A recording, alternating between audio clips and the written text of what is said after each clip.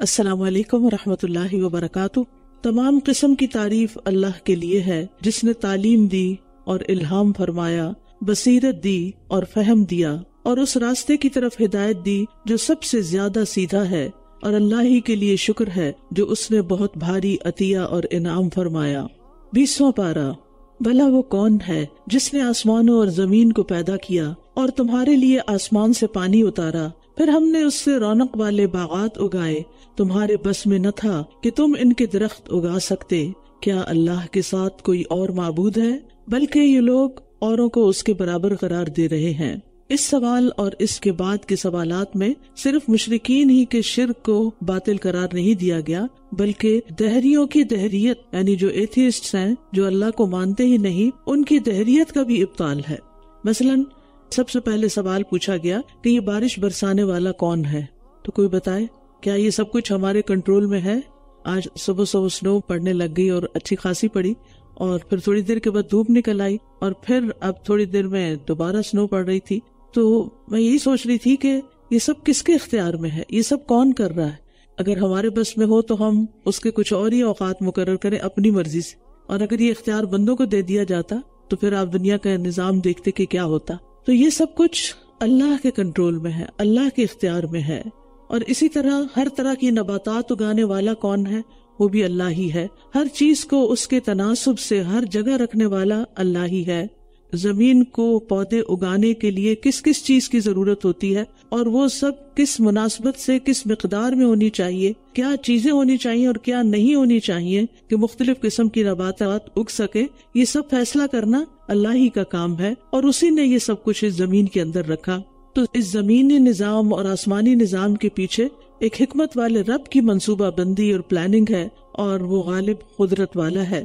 تو یاد رکھیے کہ بہت سے لوگ اللہ کو تو مان لیتے ہیں، لیکن اس کے باوجود یا شرک کرتے ہیں یا پھر اس کے احکامات کو نہیں مانتے، یعنی اللہ کو مانتے ہیں لیکن اللہ کی بات کو نہیں مانتے۔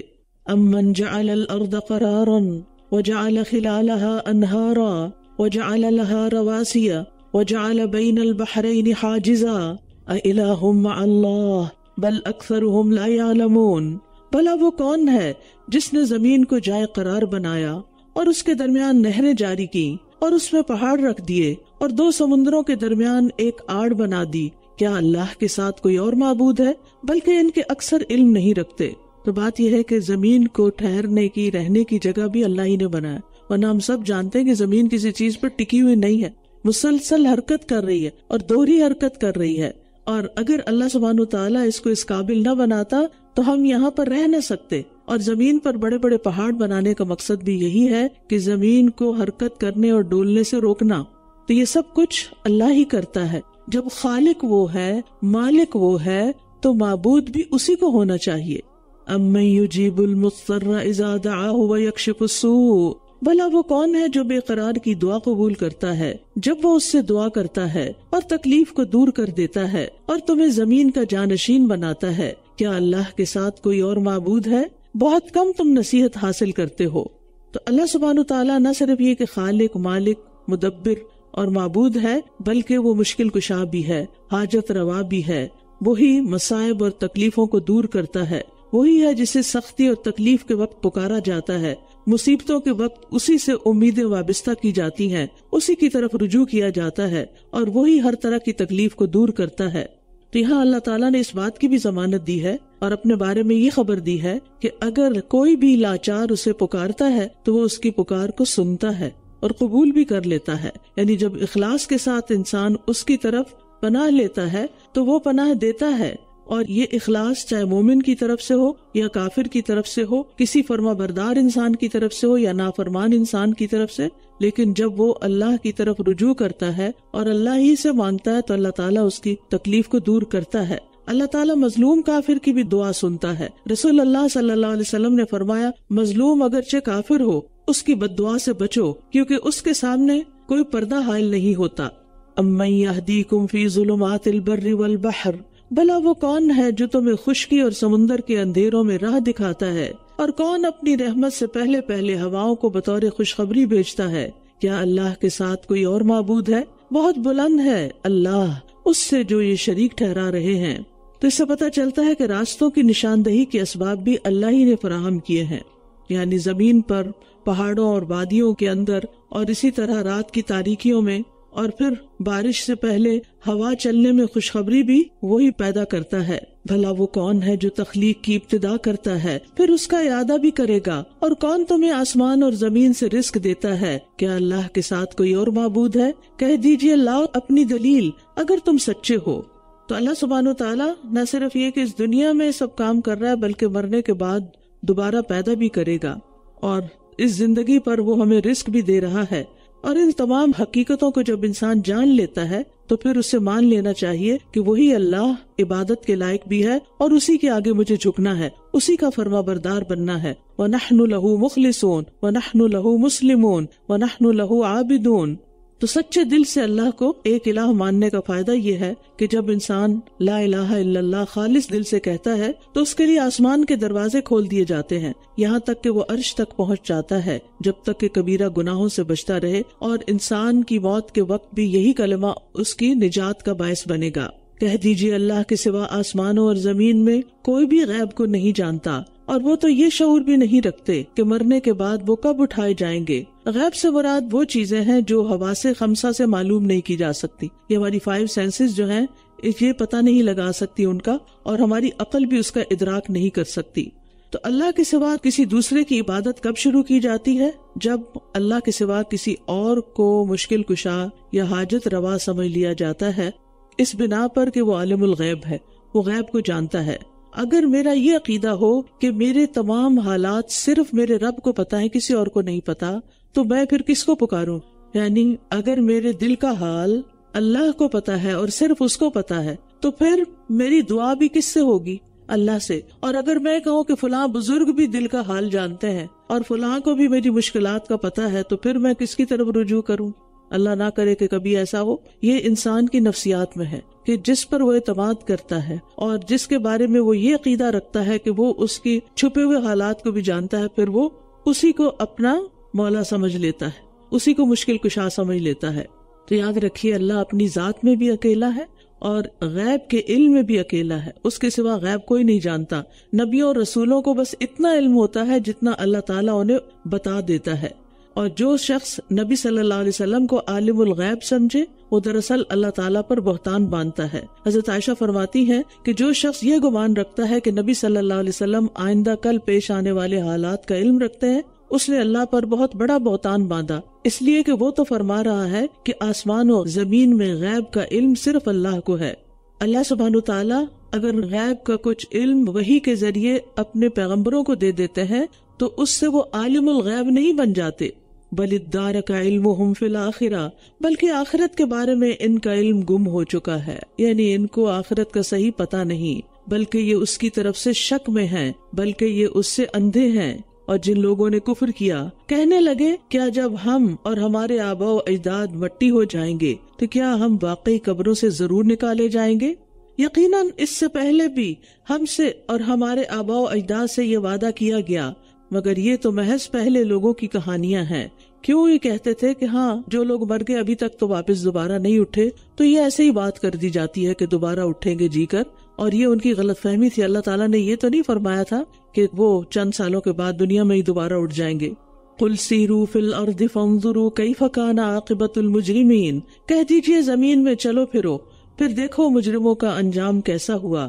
یعنی پچھلی قوموں پر عذاب آنا انبیاء کی صداقت کی دلیل ہے، لہٰذا اس دلیل سے اس بات کو پکڑو کہ اگر اللہ تعالیٰ نے دنیا میں بھی کچھ قوموں کو سزا دی ہے تو اس نے آخرت میں بھی سزا دینے کا ایک وقت مقرر کر رکھا ہے، اور یہ رسول اگر پچھلی قوموں کے بارے میں جو خبریں دیتے ہیں وہ سچی ہیں تو مستقبل کے بارے میں بھی جو خبر یہ دے رہے ہیں آخرت کے بارے میں وہ بھی بالکل سچی ہے۔ اور یہ کہتے ہیں کہ یہ وعدہ کب پورا ہوگا اگر تم سچے ہو؟ کہہ دیجئے ہو سکتا ہے کہ وہ عذاب جس کو تم جلدی مانگتے ہو اس کا کچھ حصہ تمہارے پیچھے ہی آ لگا ہو۔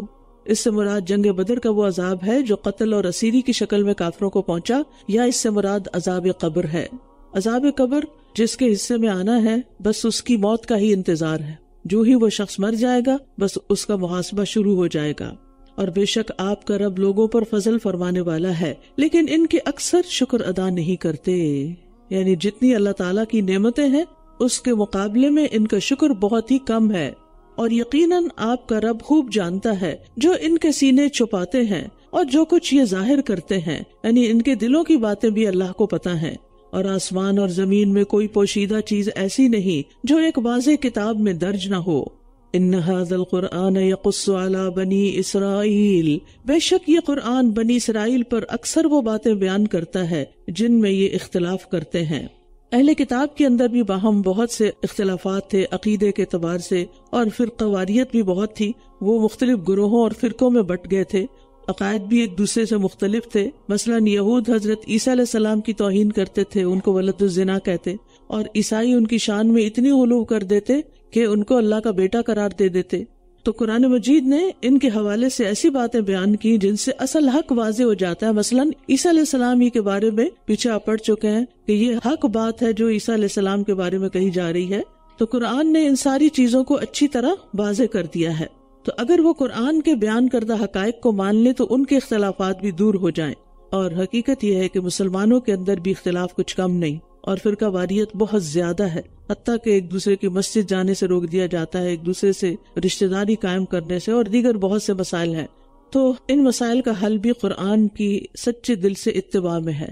اگر لوگ قرآن مجید کا معنی صحیح طور پر سمجھ جائیں تو اختلافات اور فرقہ واریت سے بچ جائیں۔ وَإِنَّهُ لَهُدًى وَرَحْمَةٌ لِّلْمُؤْمِنِينَ، اور بے شک یہ قرآن ایمان والوں کے لیے یقیناً ہدایت اور رحمت ہے۔ ایمان والوں کے لیے اس کتاب میں ہدایت ہے اور یہ باعث رحمت ہے، دنیا میں بھی باعث رحمت اور آخرت میں بھی باعث رحمت۔ تو جس چیز سے ہمیں ہدایت ملتی ہو پھر اس کے ساتھ ہمارا سلوک کیا ہونا چاہیے، اور جس چیز میں ہمارے لیے اللہ کی رحمت ہو پھر اس سے دور رہنا کیا ہے؟ اللہ کی رحمت سے دور رہنا۔ بے شک آپ کا رب ان کے درمیان اپنے حکم سے فیصلہ کرے گا، اور وہ بہت زبردست خوب علم والا ہے۔ فَتَوَكَّلْ عَلَى اللَّهِ إِنَّكَ عَلَى الْحَقِّ الْمُبِينِ، بس آپ اللہ پر توکل کیجئے، بے شک آپ واضح حق پر ہیں، یعنی اللہ کے بھروسے پر اپنا کام کرتے جائیے، آپ بالکل درست بات کر رہے ہیں، اور ایک دن یہ حق واضح بھی ہو جائے گا۔ بے شک آپ مردوں کو نہیں سنا سکتے، اور نہ آپ بہروں کو اپنی پکار سنا سکتے ہیں جب وہ پیٹ پھیر کر پلٹ جائیں، یعنی دیکھیں بھی نہ۔ تو یہاں کفار کو مردوں سے تشبیہ دی گئی کہ جس طرح ایک مردہ انسان کے سامنے کوئی بات کی جائے تو نہ وہ سنتا ہے، نہ سمجھتا ہے، نہ جواب دیتا ہے، بالکل یہی حال ان لوگوں کا ہے کہ ایک اللہ کا ایک پیغمبر ان کے سامنے حق بات کہہ رہا ہے، لیکن یہ اس طرح بہیو کر رہے ہیں کہ جیسے انہوں نے سنا ہی نہ ہو، حق کو دیکھا ہی نہ ہو، کوئی نشانی ہی نہ دیکھی ہو۔ تو اس میں ہمارے لیے بھی ایک سبق ہے کہ اللہ کی طرف سے آئی ہوئی نصیحت اور خیر کی بات کو غور سے سننا چاہیے اور اس پر عمل بھی کرنا چاہیے۔ وَمَا أَنْتَ بِهَادِ الْعُمْيِ عَنْ ضَلَالَتِهِمْ، اور نہ آپ اندھوں کو ان کی گمراہی سے بچا کر ہدایت دینے والے ہیں، آپ تو صرف انہی کو سنا سکتے ہیں جو ہماری آیات پر ایمان لاتے ہیں، پھر وہ فرما بردار بھی ہیں، مان بھی جاتے ہیں، اطاعت بھی کر لیتے ہیں، ایسے لوگ سنتے ہیں، یعنی جو عمل کر لیتا ہے گویا وہ اللہ کی بات کو سن رہا ہے۔ اور یہاں نبی صلی اللہ علیہ وسلم کے لیے تسلی ہے کہ آپ کچھ لوگوں کے ایمان نہ لانے کی وجہ سے دل گرفتہ نہ ہو، اپنی ہٹ دھرمی کی وجہ سے انہوں نے بس یہ طے کر لیا، ضد اور انا کی وجہ سے کہ انہوں نے ایمان لانا ہی نہیں، لہٰذا انہیں نصیحت کرنا کچھ فائدہ نہیں دیتا۔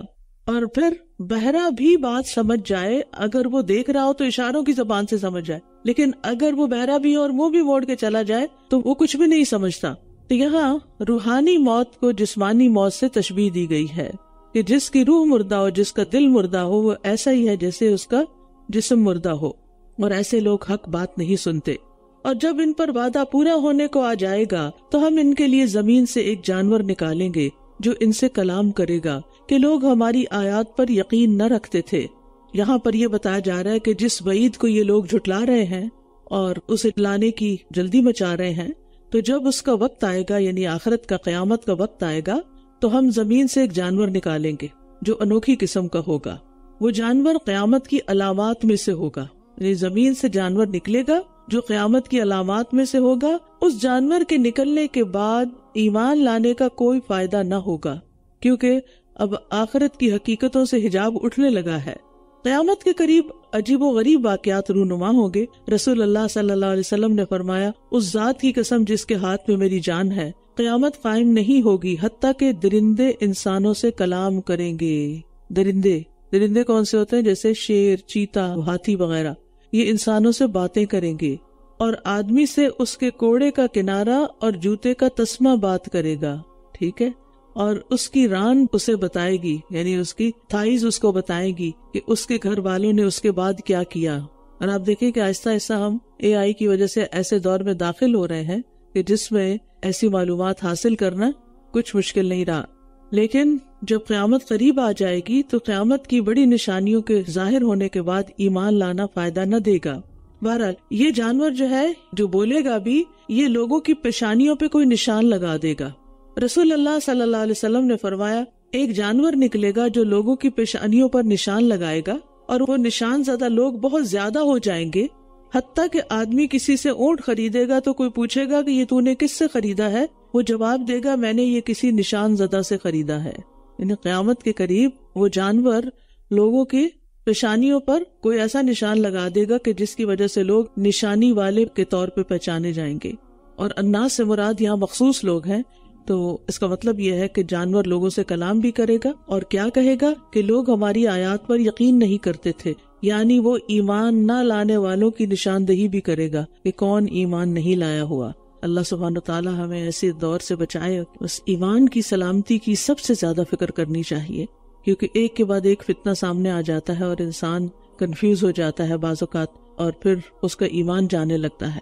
وَيَوْمَ نَحْشُرُ مِنْ كُلِّ أُمَّةٍ فَوْجًا مِّمَّن يُكَذِّبُ بِآيَاتِنَا فَهُمْ يُوزَعُونَ. اور جس دن ہم ہر امت میں سے ان لوگوں کے ایک گروہ کو اکٹھا کریں گے جو ہماری آیات کو جھٹلایا کرتے تھے، پھر وہ گروہوں میں تقسیم کر دیے جائیں گے. یعنی آیات جھٹلانے والے لوگوں کو اکٹھا کیا جائے گا، پھر ان کے گروہ بنا دیے جائیں گے، اور پھر پیچھے والے لوگوں کے آنے تک اگلوں کو روک رکھا جائے گا، اور پھر ان کی الگ الگ گروپ بندی کی جائے گی. مثلا چور الگ، ڈاکو الگ، قاتل الگ، زانی الگ، یعنی ہر ایک کا الگ جتھا بنایا جائے گا. وَهُمْ يُوزَعُونَ. یہاں تک کہ جب وہ سب آ جائیں گے تو وہ فرمائے گا کیا تم نے میری آیات کو جھٹلا دیا تھا جبکہ تم نے ان کا علمی احاطہ بھی نہیں کیا تھا؟ یعنی بغیر سوچے سمجھے بس انکار کر دیا. یا کیا تھا جو تم کرتے رہتے تھے؟ یعنی تم نے توحید کے جو دلائل تھے ان کو سمجھنے کی کوشش نہیں کی، غور و فکر ہی نہیں کیا، بلکہ سوچے سمجھے بغیر میری آیات کو جھٹلا دیا. اس کی وجہ سے تمہیں میری باتوں پر غور کرنے کا موقع ہی نہیں ملا. اور پھر وہ انکار کریں گے تو ان سے کہا جائے گا کہ تم پھر اور کیا کر رہے تھے؟ یہ نہیں کر رہے تو یہی تو کر رہے تھے. اور اس ظلم کی وجہ سے جو انہوں نے کیا تھا ان پر عذاب کی بات پوری ہو جائے گی تو وہ کچھ بھی نہ بول سکیں گے. یعنی قیامت کے دن کی ہولناکی لوگوں کو بولنے نہ دے گی، بات نہ کر پائیں گے، اپنا کوئی عذر پیش نہیں کر سکیں گے.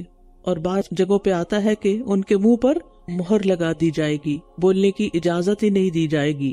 أَلَمْ يَرَوْا أَنَّا جَعَلْنَا اللَّيْلَ لِيَسْكُنُوا فِيهِ وَالنَّهَارَ مُبْصِرًا. کیا انہوں نے دیکھا نہیں کہ ہم نے رات اس لیے بنائی تاکہ وہ اس میں سکون پائیں. رات کس لیے بنائی؟ تاکہ وہ اس میں سکون پائیں. اور دن کو روشن بنایا. یقیناً اس میں ان لوگوں کے لیے بہت سی نشانیاں ہیں جو ایمان لاتے ہیں. اور جس دن سور پھونکا جائے گا تو وہ سب جو آسمانوں اور زمین میں ہیں گھبرا جائیں گے سوائے اس کے جسے اللہ محفوظ رکھنا چاہے. اللہ ہمیں بھی ان میں شامل کر لے. اور وہ سب کے سب اس کے سامنے ذلیل ہو کر آ جائیں گے. کہا جاتا ہے کہ 3 بار سور میں پھونکا جائے گا. پہلی پھونک میں ساری دنیا گھبرا کر بے ہوش ہو جائے گی، دوسری پھونک میں موت سے ہمکنار ہو جائے گی، اور تیسری پھونک میں سب لوگ قبروں سے دوبارہ زندہ ہو کر اٹھیں گے اور میدان حشر میں اکٹھے ہو جائیں گے. اور بعض کہتے ہیں کہ اس سے مراد پہلا نفخہ ہے، اور بعض کہتے ہیں اس سے مراد تیسرا نفخہ ہے. اور مستثنی کون لوگ ہوں گے؟ بعض کے نزدیک انبیاء، شہداء، بعض کے نزدیک فرشتے، بعض کے نزدیک سب ایمان والے. امام شوکانی کہتے ہیں کہ ممکن ہے کہ تمام مذکورین اس میں شامل ہوں، کیونکہ اہل ایمان حقیقی گھبراہٹ سے محفوظ ہوں گے. یعنی گھبراہٹ تو ہوگی. اب دیکھیں کہ جب دنیا میں بھی کوئی حادثہ ہوتا ہے، کوئی زلزلہ آتا ہے، کچھ ہوتا ہے تو گھبراہٹ ہوتی ہے یا نہیں ہوتی؟ اور سب پر ہوتی ہے. لیکن اصل گھبراہٹ تو ان پر ہوگی جنہیں اب اپنا کوئی فیوچر نظر نہیں آئے گا. وَتَرَى الْجِبَالَ تَحْسَبُهَا جَامِدَةً وَهِيَ تَمُرُّ مَرَّ السَّحَابِ. اور آپ پہاڑوں کو دیکھیں گے تو سمجھیں گے کہ جمے ہوئے ہیں، حالانکہ وہ بادلوں کے چلنے کی طرح چل رہے ہوں گے. یعنی پہاڑ زمین سے اٹھ کر غبار بن کر آسمان کی طرف بادلوں کی شکل میں اڑ رہے ہوں گے. یہ اللہ کی کاریگری ہے جس نے ہر چیز کو مضبوط بنایا. بے شک جو کچھ تم کرتے ہو وہ اس کی خوب خبر رکھنے والا ہے. من جاء بالحسنۃ فلہ خیر منہا وہم من فزع یومئذ آمنون. جو کوئی نیکی لے کر آئے گا اس کے لیے اس سے بہتر بدلہ ہوگا اور وہ اس دن ہر گھبراہٹ سے امن میں ہوں گے۔ تو قیامت کے دن کی گھبراہٹ سے بچنے کا نسخہ کیا ہے؟ نیکیاں کرنا، چاہے اللہ کی عبادت کی شکل میں ہو یا بندوں کے حقوق ادا کرنے اللہ کی خاطر۔ یعنی آپ دیکھیے نا کہ جب انسان نماز میں کھڑا ہوتا ہے تو کیا اس کو ملتا ہے؟ گھبراہٹ بھی ہو تو سکون آ جاتا ہے۔ اسی طرح اگر آپ سخت پریشان ہیں، آپ حج کو چلے جائیں، عمرے کو چلے جائیں تو کیا ہوگا؟ آپ امن میں آ جاتے ہیں۔ من دخلہ کان آمنا، جو وہاں حرم میں داخل ہوا امن میں آ گیا۔ اسی طرح جب آپ زکوٰۃ نکالتے ہیں تو آپ کو ایسا لگتا ہے کہ جیسے آپ کے مال کی پروٹیکشن ہو گئی، آپ کو ایک سکون آ جاتا ہے، آپ امن میں آ جاتے ہیں۔ اسی طرح روزہ رکھ کے کیفیت بہت مختلف ہوتی ہے۔ تو جتنے بھی اللہ تعالیٰ کے احکامات ہیں، جب انسان ان پر عمل کرتا ہے تو دنیا میں بھی اس کو امن اور چین ملتا ہے، اور اس کی بدولت آخرت میں بھی ملے گا۔ اور اسی طرح جب انسان انسانوں کے حقوق ادا کرتا ہے، والدین کو خوش کرتا ہے، اپنے شوہر کو خوش کرتی ہے ایک عورت، اپنے بچوں کا خیال رکھتی ہے، ان کے لیے ایک شفیق ماں ہے، ایک مربی ہے، ایک مخلص انسان ہے جس کی طرف وہ لک فارورڈ کرتے ہیں، تو آپ جب لوگوں کے لیے سکون کا باعث بنتے ہیں تو کیا پھر آپ کو امن اور سکون نصیب نہیں ہوگا؟ آپ کو بھی ہوگا۔ لیکن جب ظلم کوئی کرتا ہے کسی پر، کسی کا حق نہیں دیتا، تو وہ اپنی جان پر ظلم کرتا ہے۔ لوگ اپنے اوپر ظلم کرتے ہیں، اللہ کا حق مار کے بھی اور بندوں کے حق مار کے بھی۔ اس لیے انسان کو دنیا اور آخرت کی گھبراہٹ سے بچنے کے لیے نیکی پہ نیکی کرتے جانا چاہیے۔ اور اگر آپ سمجھے کہ آپ کی نیکی دوسرے کو فائدہ دے رہی ہے، مجھے کیا مل رہا ہے، تو یہ جو سکون کی دولت ہے نا، یہ بازار میں نہیں ملتی کہ آپ جا کے خرید لائیں۔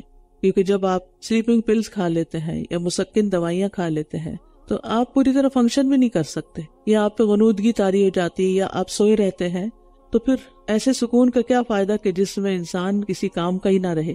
انسان جب انسانوں کے بیچ میں ہوتا ہے اور ان کی غلطیوں پر صبر کرتا ہے اور ان کے ساتھ احسان کا رویہ اختیار کرتا ہے، تو یہ دراصل اس کے اپنے ہی لیے خیر ہے۔ من جاء بالحسنۃ فلہ خیر منہا، جو کوئی نیکی لے کر آئے گا اس کے لیے اس سے بہتر بدلہ ہوگا۔ یعنی نہ صرف یہ کہ وہ ملے گا جو اس نے نکالا اللہ کے راستے میں، بلکہ اس سے بھی بہتر، اور وہ اس دن ہر گھبراہٹ سے امن میں ہوں گے۔ تو اس سے پتہ چلتا ہے کہ اللہ کا ثواب بندے کے عمل سے کہیں زیادہ ہے، یعنی بندے کے عمل، قول اور اس کے ذکر سے اللہ کا ثواب بہتر ہے۔ اسی طرح اللہ کی رضا بندے کے لیے اس کے عمل سے بہتر ہے۔ اور یہ بھی کہا گیا کہ یہ قول انسان کے ثواب کو کئی گنا بڑھانے کی طرف لوٹتا ہے، کیونکہ اللہ تعالیٰ سے ایک نیکی کے بدلے 10 نیکیاں ملتی ہیں، اور تھوڑی سی مدت میں ایمان لانے کے بدلے دائمی ثواب ملتا ہے۔ آپ دنیا میں کتنے دن اعمال کرو گے؟ چند گنتی کے دن۔ روزے کتنے دن کے لیے؟ چند گنتی کے دن۔ اسی طرح باقی کام بھی سارے دن 24 گھنٹوں کے اندر نماز میں کتنا وقت لگ جاتا ہے؟ 1 گھنٹہ لگ جاتا ہوگا، 2 گھنٹے لگ جاتے ہوں گے، باقی وقت تو آپ کا ہے۔ تو آپ اللہ کی عبادت کے لیے تو وقت کم نکالتے ہیں، لیکن اس کے جو اثرات ہیں اور اس کا جو اجر ہے وہ کہیں زیادہ ہے۔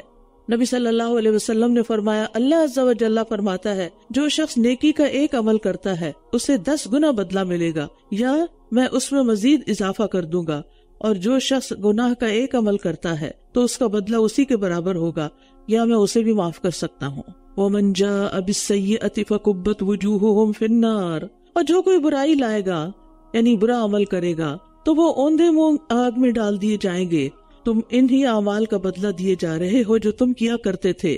مجھے تو یہی حکم دیا گیا ہے کہ میں اس شہر کے رب کی عبادت کروں جس نے اسے محترم بنایا ہے، اور ہر چیز اسی کی ہے، اور مجھے حکم دیا گیا ہے کہ میں بھی فرما برداروں میں سے ہو جاؤں۔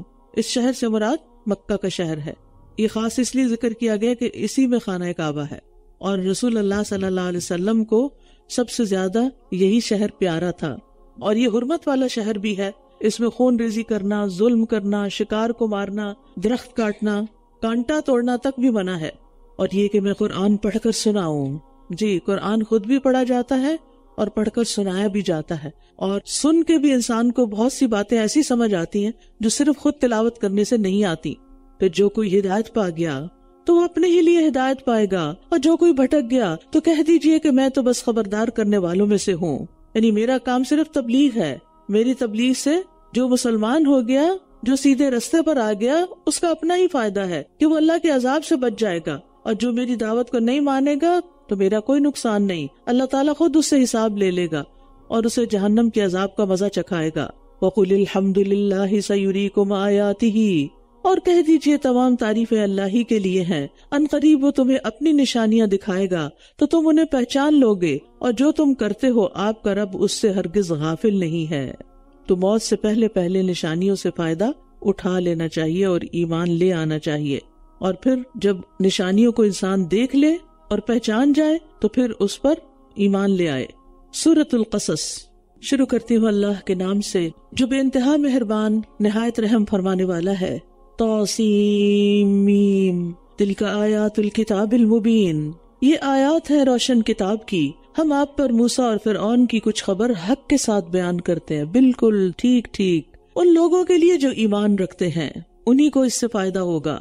بے شک فرعون نے زمین میں سرکشی کی اور اس کے رہنے والوں کو کئی گروہوں میں بانٹ دیا تھا، ان میں سے ایک گروہ کو اس نے نہایت کمزور کر رکھا تھا، یعنی بنی اسرائیل کو، وہ ان کے بیٹوں کو ذبح کرتا اور ان کی عورتوں کو زندہ چھوڑ دیتا تھا، بے شک وہ فساد کرنے والوں میں سے تھا۔ بنی اسرائیل فرعون کی غلامی اور ظلم کا شکار ہوئے، حالانکہ وہ اپنے وقت کی افضل ترین قوم تھی۔ بنی اسرائیل یوسف علیہ السلام کے زمانے میں مصر آئے تھے اور بہت مدت تک نہایت شان و شوکت اور احترام کے ساتھ زندگی بسر کر رہے تھے، لیکن پھر اللہ کی نافرمانیوں اور اپنے اعمال بد کی وجہ سے اللہ تعالیٰ نے مصر کے اصل باشندے جو قبطی تھے انہیں ان پر مسلط کر دیا، انہوں نے انہیں غلام بنا لیا، اور پھر یہ جو فرعون ہلاک ہوا، آخری فرعون جو تھا، اس نے تو انہیں انتہا درجے کا کمزور اور بے بس کر دیا تھا۔ اس نے ایسا بندوبست کر رکھا تھا کہ قبطی آقا بن کے رہے، بنی اسرائیل غلام اور خدمتگار بن کے رہے، چنانچہ ہر طرح کا مشقت والا کام انہی سے لیا جاتا، کھیتی باڑی، عمارتیں بنانے، نہریں کھودنے وغیرہ کا کام، اور ان کی عورتیں گھروں میں کام کرتی اور لڑکوں کو ذبح کر کے ان کی عورتوں کو اپنی ہوس کا نشانہ بناتے۔ یعنی آپ سوچئے کہ اس سے زیادہ برے حالات کس قوم کے ہو سکتے ہیں۔ اور پھر مزید ظلم کیا کہ یذبح ابناءہم ویستحیی نساءہم، بنی اسرائیل کے بیٹوں کو قتل کرتا تھا فرعون، کیونکہ بعض نجومیوں کی پیشن گوئی تھی کہ بنی اسرائیل میں ایک بچہ پیدا ہوگا جس کے ہاتھوں فرعون کی ہلاکت ہوگی۔ اس کا حل اس نے یہ نکالا کہ ہر پیدا ہونے والا اسرائیلی بچہ قتل کر دیا جائے، حالانکہ اس نے یہ نہیں سوچا کہ اگر یہ بات سچی ہے تو ایسا تو ہو ہی جائے گا، اور اگر جھوٹی ہے تو بچوں کو قتل کرنے کی کیا ضرورت ہے۔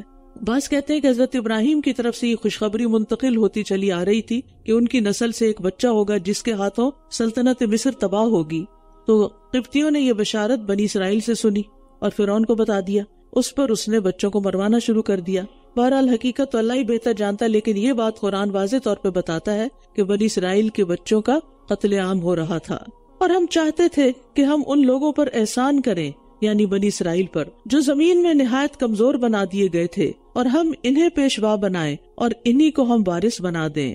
وَنُمَكِّنَ لَهُمْ فِي الْأَرْضِ، اور ہم انہیں زمین میں اقتدار بخشیں، اور فرعون اور حامان اور ان کے لشکروں کو وہ چیز دکھا دیں جس سے وہ ڈرا کرتے تھے۔ حامان فرعون کا وزیر تھا جو اس کے ظلم و ستم میں برابر کا شریک تھا، تو اللہ تعالیٰ نے جب بنی اسرائیل کو زمین میں اقتدار دینے کا ارادہ کیا تو پھر اللہ تعالیٰ نے اپنے اس ارادے کو پورا کیا، اور یہ حقیقت ہے کہ جس چیز کا اللہ ارادہ کر رہے اسے کوئی بھی روک نہیں سکتا، اور یہ بھی اس آیت سے پتہ چلتا ہے کہ اللہ کی تقدیر کبھی نہیں ٹل سکتی، اس کے ارادے کو پورا ہونے سے کوئی طاقت نہیں روک سکتی۔ سورۃ یوسف میں آتا ہے وَاللَّهُ غَالِبٌ عَلَىٰ أَمْرِهِ وَلَٰكِنَّ أَكْثَرَ النَّاسِ لَا يَعْلَمُونَ، اللہ اپنے کام پر غالب ہے اور اکثر لوگ جانتے نہیں۔ اگر یہ یقین آ جائے نا کہ سب کچھ اللہ نے ہی کرنا ہے تو انسان کا حوصلہ بڑھ جاتا ہے۔ اور ہم نے موسیٰ کی ماں کی طرف الہام کیا کہ اسے دودھ پلاتی رہو، پھر جب تمہیں اس کے بارے میں خوف ہو تو اسے دریا میں ڈال دینا، اور نہ تم خوف کھانا اور نہ غم کرنا، بے شک ہم اسے تمہاری طرف لوٹا دینے والے ہیں اور اسے رسولوں میں سے بنانے والے ہیں۔ تو مظلوم بنی اسرائیل پر احسان کی ابتدا یہاں سے ہوتی ہے کہ موسیٰ علیہ السلام کو کس طرح اللہ سبحانہ و تعالیٰ بچاتا ہے۔ موسیٰ علیہ السلام کے والد کا نام بھی عمران تھا، اور ان کے بھائی ہارون کی ولادت 1 سال پہلے ہو چکی تھی۔ یہ وہ سال تھا جس میں لڑکے قتل نہیں کیے جاتے تھے، پہلے تو ہر بچہ مارا جا رہا تھا، پھر اس فرعون کو بتایا گیا کہ اگر یہ سارے مر گئے تو ہمارے کام کون کرے گا، لہٰذا یہ ڈیسائیڈ ہوا کہ 1 سال بچوں کو مار دیا جائے اور 1 سال چھوڑ دیا جائے۔ ارے عقل کے اندھو، سوچو، ہو سکتا ہے وہ بچہ اسی سال پیدا ہو جائے جس کو تم چھوڑ رہے۔ تو بہرحال موسیٰ علیہ السلام کی والدہ کو اللہ تعالیٰ نے الہام کیا کہ یہ کام کرو، اور انہوں نے اس پر عمل کیا، اور پھر خاص طور پر بچے کو صندوق میں ڈالنے سے پہلے اس کو دودھ پلاؤ، یعنی ماں کو بچے کی ضروریات پوری کرنے میں سب سے اہم ضرورت کیا ہے کہ اس کو اپنا دودھ پلائے، اور ماں کے دودھ سے بڑھ کر کوئی چیز بچے کی ضرورت پوری نہیں کرتی. تو یہاں پر حکم دیا کہ اتنا دودھ پلاؤ کہ کم از کم اس وقت تک سروائیو کر جائے جب تک تمہارے پاس واپس آتا ہے. اس سے یہ پتہ چلتا ہے کہ دودھ پلانے کی اس مدت میں موسیٰ علیہ السلام معجزاتی طور پر فرعونیوں سے بچ گئے. کسی کو پتہ نہیں چلا، کسی کو خبر ہی نہیں ہوئی. یعنی ان کی والدہ کا حمل، پھر ولادت، اور پھر کچھ عرصے تک دودھ پلاتے رہنا، یہ کسی کو پتہ ہی نہیں چلا کہ یہ سب ہو رہا ہے. اور پھر یہ کتنی خوبصورت بات ہے جو اللہ تعالیٰ نے فرمائی، وَلَا تَخَافِي وَلَا تَحْزَنِي. یہ 2 لفظ ہیں، کہیں لکھ کے لگا لیجئے. جب آپ کے اوپر خوف یا غم کی کیفیت ہو تو بار بار اس کو پڑھیں، وَلَا تَخَافِي وَلَا تَحْزَنِي. نہ ڈرو نہ غم کرو، إِنَّا رَادُّوهُ إِلَيْكِ. ہم اس کو تیرے پاس واپس لے آئیں گے. کیونکہ عام طور پر انسان کو کسی چیز کے جانے کا ہی غم ہوتا ہے نا. تو آل فرعون نے اسے اٹھا لیا تاکہ وہ ان کے لیے دشمن اور غم کا موجب ہو. اللہ تعالیٰ کیسے اپنے کام کرواتا ہے. بے شک فرعون اور حامان اور ان دونوں کے لشکر خطا کار تھے. اور فرعون کی بیوی کہنے لگی، یہ میری اور تیری آنکھوں کی ٹھنڈک ہے، اسے قتل مت کرو، امید ہے کہ وہ ہمیں نفع دے گا یا ہم اسے بیٹا بنا لیں گے. اور وہ انجام سے بے خبر تھے. موسیٰ علیہ السلام کے اندر اللہ تعالیٰ نے ایک خاص کشش رکھ دی تھی، محبت رکھ دی تھی. وَأَلْقَيْتُ عَلَيْكَ مَحَبَّةً مِّنِّي، جس سورۃ طٰہٰ میں آتا ہے کہ میں نے تجھ پر اپنی طرف سے ایک محبت ڈال دی تھی. اب ہوا یہ کہ فرعون اور اس کی بیوی نے جب صندوق کھلوایا تو اس میں سے نہایت خوبصورت پیارا بچہ نکلا، اور اس کے اندر ایسی کشش تھی کہ اس کو دیکھ کر ان کے دلوں میں محبت پیدا ہو گئی. اب فرعون کا ارادہ تو یہی تھا کہ اس کو قتل کر دے، لیکن اس کی بیوی کی سفارش، حضرت آسیہ کی سفارش کیا تھی کہ نہیں، اس کو ہم اپنا بیٹا بنا لیتے ہیں. اب یہ کہنا کہ اسے قتل مت کرو، اس سے پتہ چلتا ہے کہ وہ قتل کرنے کا ارادہ کر چکے تھے. بہرحال حضرت آسیہ جو فرعون کی بیوی تھی، یہ خاتون دنیا کی بلند ترین مرتبہ رکھنے والی خواتین میں سے تھی. رسول اللہ صلی اللہ علیہ وسلم نے فرمایا، مردوں میں سے بہت سے کامل ہوئے ہیں، مگر عورتوں میں فرعون کی بیوی آسیہ اور عمران کی بیٹی مریم کے سوا کوئی کامل نہیں ہوئی. اور عائشہ کی عورتوں پر برتری ایسے ہی ہے جیسے سرید کی برتری تمام کھانوں پر. تو مطلب یہ ان خواتین میں سے حضرت آسیہ کہ جن کو جنت کی بشارت بھی دی گئی اور بہت سمجھدار خاتون تھی. تو اس سے یہ پتہ چلتا ہے کہ فسادی لوگوں کے اندر کبھی کبھی صالح لوگ بھی ہوتے ہیں جو ان کے فساد سے بچانے کا باعث بن جاتے ہیں. جیسے آسیہ علیہ السلام اس بچے کے قتل کو روکنے کا باعث بن گئی. اور موسیٰ کی ماں کا دل خالی ہو گیا. قریب تھا کہ وہ اسے ظاہر کر ہی دیتی اگر ہم نے اس کے دل کو مضبوط نہ کیا ہوتا تاکہ وہ ایمان لانے والوں میں سے ہو. اللہ سبحانہ و تعالیٰ نے ہی موسیٰ علیہ السلام کی والدہ کا دل باندھ رکھا تھا، اس کی ڈھارس بندھائی تھی، اس دل کو مضبوط رکھا تھا. تو اس سے یہ پتہ چلتا ہے کہ ہمارے دل اللہ کے ہاتھ میں. اگر دل میں شدید گھبراہٹ ہو یا بے چینی ہو یا اضطراب ہو یا پریشانی ہو، کچھ بھی ہو، تو اس کی اصلاح کے لیے اللہ کی طرف رجوع کرنا چاہیے کہ وہ سب کچھ ٹھیک کر سکتا ہے. اور وہ اس کی بہن سے کہنے لگی کہ اس کے پیچھے پیچھے جا. پھر وہ اسے دور سے دیکھتی رہی اور وہ شعور نہ رکھتے تھے. یہ بچی بھی جو موسیٰ علیہ السلام کی بہن تھی بہت ذہین بچی تھی، کنارے پہ رہ کے ساتھ ساتھ چل رہی تھی، اس طرح دیکھ رہی تھی کہ کسی کو پتہ ہی نہ چلے کہ یہ اس کو جانتی بھی ہے. ایک عرب شاعر نے خوب کہا ہے کہ جب تم کسی کام کے لیے کسی کو بھیجو تو دانا آدمی کو بھیجو، پھر اسے سمجھانے کی ضرورت نہیں، یعنی پھر وہ اپنا رستہ خود نکال لے گا. اور ہم نے پہلے ہی اس پر دودھ پلانے والیاں حرام کر دی تھی. تو وہ کہنے لگی، کیا میں تمہیں ایسے گھر والوں کے بارے میں بتاؤں جو تمہارے لیے اس کی کفالت کرے اور اس کے خیر خواہ بھی ہوں. اور فرعون کی بیوی جو تھی اس کو تو بہت تڑپ لگی ہوئی تھی کہ کسی طرح یہ بچہ دودھ پیے تاکہ سروائیو کرے، اور وہ ہر قیمت پر اس کا انتظام کرنا چاہتی تھی. اور جو بھی خاتون لائی گئی موسیٰ علیہ السلام نے اس کا دودھ پینے سے انکار کر دیا. اب ان کو ڈر تھا کہ یہ بچہ فوت ہی نہ ہو جائے بھوک کے مارے اور رونے سے. بہرحال موسیٰ علیہ السلام کی بہن کا اس وقت بہت اہم کردار سامنے آیا کہ وہ اجنبی بن کے سب کچھ دیکھ رہی تھی، اور جب سب کی کوششیں ناکام ہو گئی تو اس نے کہا کہ میں تمہیں ایک اور گھر والے بتاتی ہوں کہ جس کا دودھ شاید یہ پی لے.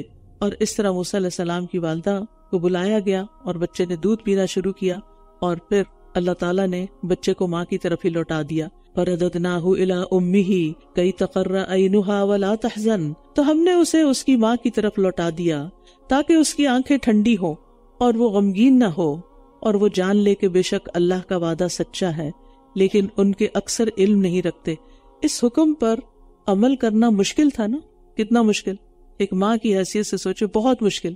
لیکن موسیٰ نے اللہ تعالیٰ کے حکم کی تابعداری کی، مان گئی، فرمانبرداری کی۔ بہت سخت آزمائش تھی، نتیجہ کیا ہوا؟ اللہ نے ان کا دل تھام لیا، اللہ نے ان کا بچہ ان کو لوٹا دیا، امتحان میں بھی کامیاب ہو گئی، درجات بھی بلند ہو گئے، اور جس وجہ سے غمگین تھی وہ وجہ بھی ختم ہو گئی کہ بچے کی زندگی بھی بچ گئی اور بچے کو دیکھنے کے قابل بھی ہو گئی۔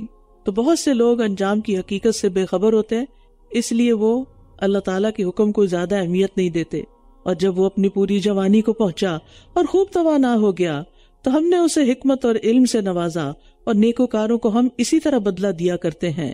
اور وہ ایسے وقت میں شہر میں داخل ہوا جب اس کے رہنے والے غفلت میں تھے، تو اس نے 2 آدمیوں کو باہم لڑتے ہوئے پایا، ایک تو اس کے اپنے گروہ میں سے تھا اور دوسرا اس کے دشمنوں میں سے تھا۔ تو وہ جو اس کے اپنے گروہ میں سے تھا، اس نے اس کے خلاف مدد طلب کی جو اس کے دشمنوں میں سے تھا۔ تو موسیٰ نے اسے ایک گھونسا مارا اور اس کا کام تمام کر دیا۔ کہنے لگا، یہ تو کوئی شیطانی کام ہے، بے شک وہ کھلم کھلا گمراہ کرنے والا دشمن ہے۔ چونکہ بنی اسرائیل پر ظلم عام ہو رہا تھا، اس لیے موسیٰ علیہ السلام اگرچہ فرعون کے دربار میں پل رہے تھے، لیکن ان کی ہمدردیاں اپنی قوم کے ساتھ تھی، کیونکہ انہیں معلوم تھا کہ وہ بنی اسرائیل میں سے ہیں، اور وہ جانتے تھے کہ قبطی ان کے دشمن ہیں اور ان کے اوپر ظلم ڈھا رہے ہیں۔ لہٰذا وہ محل سے نکلے، شہر کی طرف گئے، یوں لگتا ہے کہ محلات شہر سے باہر تھے، اور دیکھا کہ کہیں کسی اسٹریٹ میں 2 آدمی آپس میں لڑ رہے ہیں۔ تو اس پر اسرائیلی جو تھا، اس نے جب موسیٰ سے مدد طلب کی تو انہوں نے مدد کے طور پر آگے بڑھ کر جب اس معاملے کو حل کرنا چاہا، مخالف کو ایک مکہ ہی مارا تو وہ فوت ہو گیا۔ ان کا قتل کا ارادہ نہیں تھا، ان کے تو وہم و گمان میں بھی یہ بات نہیں تھی، لیکن ہوا کیا، اس بات سے وہ سخت پریشان ہوئے۔ قال رب انی ظلمت نفسی فاغفر لی فغفر لہ انہ هو الغفور الرحیم۔ کہنے لگا، اے میرے رب، بے شک میں نے اپنی جان پر ظلم کیا ہے، پس تو مجھے بخش دے۔ تو اس نے اسے بخش دیا، بے شک وہ بہت بخشنے والا، نہایت رحم کرنے والا ہے۔ اگرچہ موسیٰ علیہ السلام نے جان بوجھ کے یہ نہیں کیا تھا، لیکن پیغمبروں کے حق میں تھوڑی سی بے احتیاطی بھی مناسب نہیں، اس لیے انہوں نے بخشش طلب کر لی، کیونکہ پیغمبروں کی شان بڑی ہوتی ہے نا۔ لیکن یاد رکھیے، موسیٰ علیہ السلام بخشے جانے کے بعد بھی اس بات پر نادم رہے، حتیٰ کہ قیامت کے دن بھی جب ان کے پاس لوگ آئیں گے کہ ہماری سفارش کریں، تو وہ کیا کہیں گے؟ انی قتلت نفسا لم اؤمر بقتلها، میں نے ایک جان کو قتل کر دیا تھا جس کے قتل کرنے کا مجھے حکم نہیں دیا گیا تھا۔ تو جاہل اور متکبر کے گناہ میں فرق ہوتا ہے، یعنی جو جہالت کی بنا پہ گناہ کر لیتا ہے وہ تو پلٹ آتا ہے، توبہ کر لیتا ہے، اور جو کبر کی وجہ سے گناہ کرتا ہے پھر وہ رجوع نہیں کرتا، اڑ جاتا ہے۔ تو ہمیں بھی اپنے گناہوں پر عذر بہانے نہیں بنانے چاہیے، اس کی بجائے توبہ کر لینی چاہیے۔ آپ دیکھیے کہ نبی صلی اللہ علیہ وسلم جو معصوم تھے، جن سے کوئی گناہ سرزد نہیں ہوا، وہ دن میں 70 سے 100 بار استغفار کرتے تھے۔ تو انسان جو ہے وہ کمزور ہے، ہم سے اٹھتے بیٹھتے کچھ نہ کچھ غلطیاں ہو جاتی ہیں، تو اس کا ازالہ استغفار کے ساتھ کرنا چاہیے۔ اس نے کہا، اے میرے رب، جیسے تو نے مجھ پر یہ انعام کیا ہے تو میں بھی کبھی مجرموں کا مددگار نہ بنوں گا۔ پھر وہ صبح کے وقت ڈرتے ڈرتے خفیہ ٹو لگاتے ہوئے شہر میں گیا تو دیکھا کہ اچانک وہی شخص جس نے کل اس سے مدد مانگی تھی وہ اس سے فریاد کر رہا ہے، وہ کسی اور سے اب لڑ رہا ہے۔ موسیٰ نے اس سے کہا، بے شک تو صریحاً بہکا ہوا ہے۔ پھر جو ہی موسیٰ نے ارادہ کیا کہ اسے پکڑ لے جو ان دونوں کا دشمن تھا، تو وہ کہنے لگا، اے موسیٰ، کیا تو مجھے بھی قتل کرنا چاہتا ہے جیسے تو نے کل ایک شخص کو قتل کیا تھا؟ تو زمین میں جبار بن کر رہنا چاہتا ہے اور تو اصلاح کرنے والوں میں سے نہیں ہونا چاہتا۔ موسیٰ علیہ السلام نے قبطی کو پکڑنا چاہا تو بنی اسرائیلی یہ سمجھا کہ شاید مجھے پکڑنے لگے ہیں، تو وہ بول اٹھا، اے موسیٰ، جس طرح تو نے کل قتل کیا آج مجھے قتل کرنے لگے ہو۔ تو اس سے قبطی کو پتہ چل گیا کہ قاتل کون ہے، کیونکہ قتل کی خبر تو مشہور ہو چکی تھی لیکن قاتل کا نہیں پتا تھا، اور اس طرح راز کھل گیا، اور اس نے جا کر فرعون اور اس کے اہلکاروں کو بتا دیا۔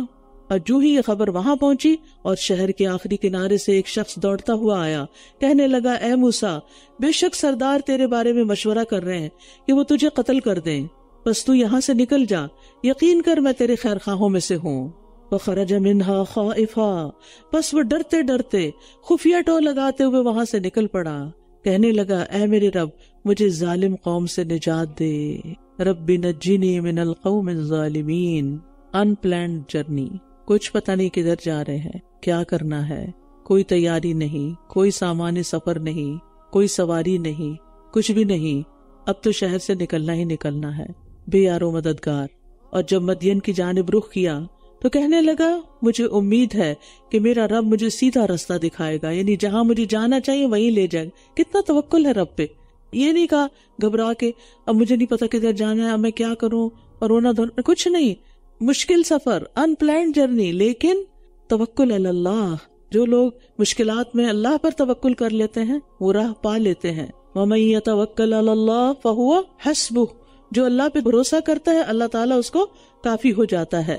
اور جب مدین کی جانب رخ کیا تو کہنے لگا مجھے امید ہے کہ میرا رب مجھے سیدھا راستہ دکھائے گا، اور واقعی ان کو ایسا سیدھا راستہ دکھایا گیا کہ ان کی دنیا بھی سنور گئی اور آخرت بھی۔ اور جب وہ مدین کے پانی پر پہنچا تو وہاں لوگوں کا ایک گروہ پایا جو اپنے مویشیوں کو پانی پلا رہا تھا، اور ان کے علاوہ 2 لڑکیوں کو پایا جو اپنے مویشی روک رہی تھی۔ کہا تم دونوں کا کیا معاملہ ہے؟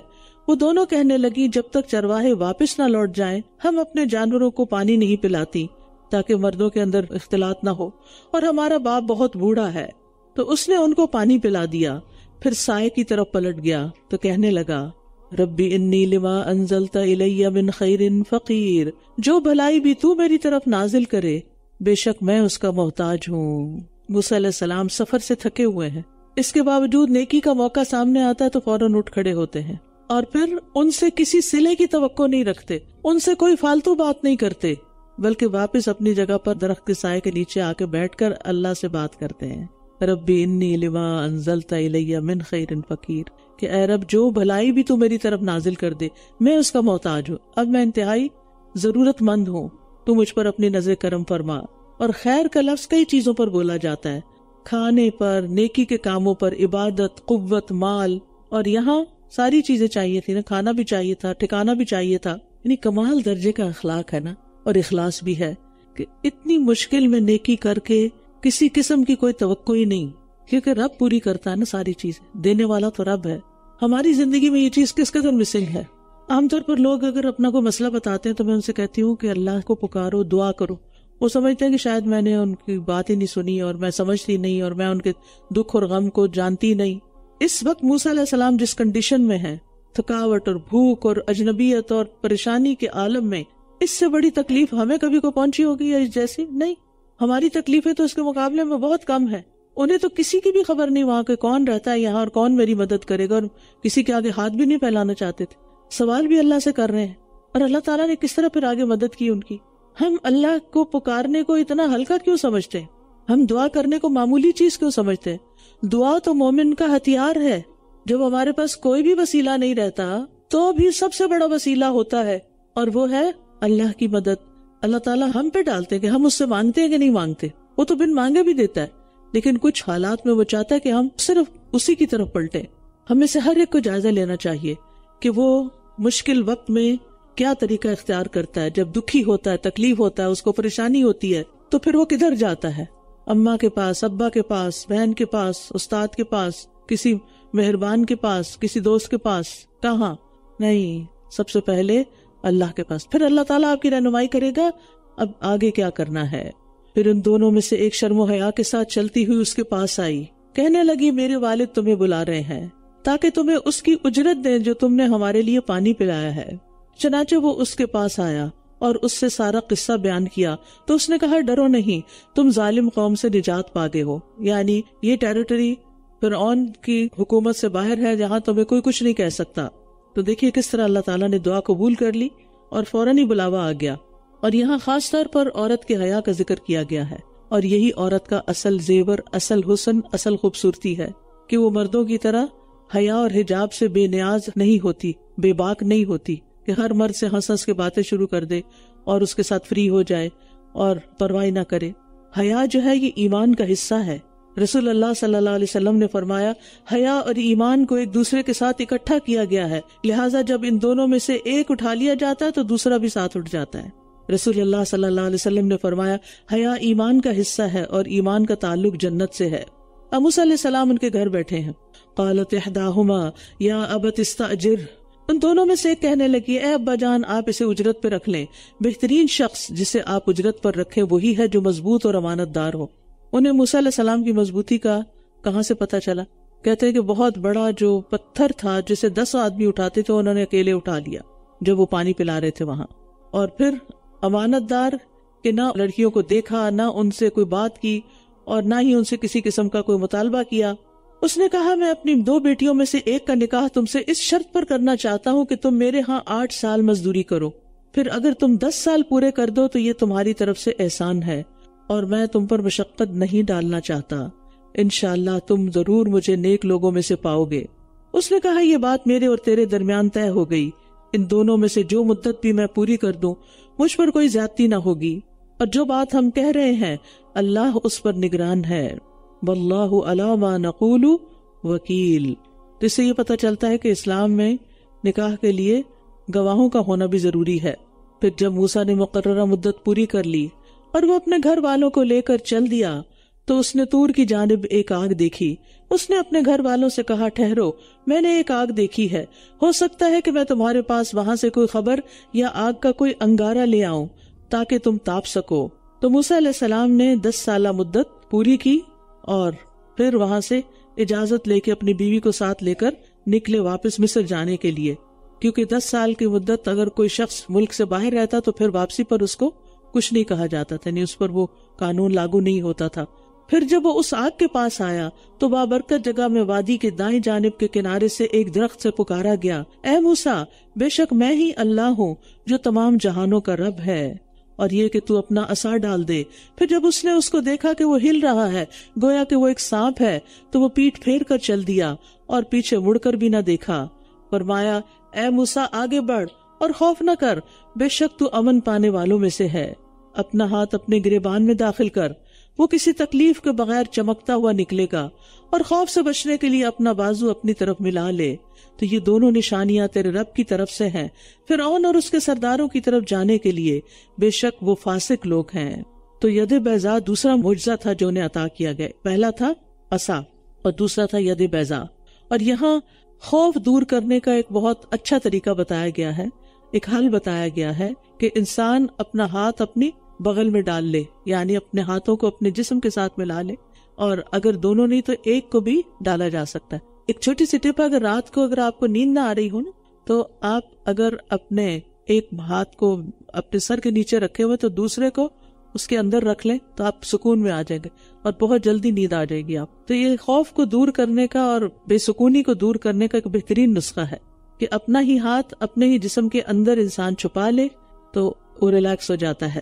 قال رب انی قتلت منہم نفسا فاخاف ان یقتلون، اس نے کہا اے میرے رب، بے شک میں نے ان میں سے ایک شخص کو قتل کر دیا تھا تو میں ڈرتا ہوں کہ وہ مجھے بھی قتل کر ڈالیں گے، اور میرا بھائی ہارون وہ مجھ سے زیادہ فصیح اللسان ہے، تو اسے میرے ساتھ مددگار کے طور پر بھیج دے کہ وہ میری تصدیق کرے، میں ڈرتا ہوں کہ وہ مجھے جھٹلا دیں گے۔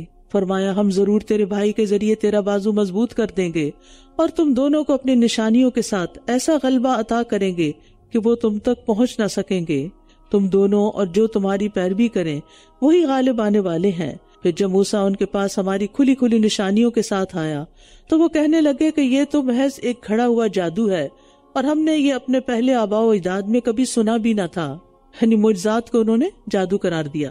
اور موسیٰ نے کہا میرا رب اسے خوب جانتا ہے جو اس کے پاس سے ہدایت لے کر آیا ہے اور جس کے لیے آخرت کے گھر کا اچھا انجام ہوگا، بے شک ظالم لوگ فلاح نہیں پاتے۔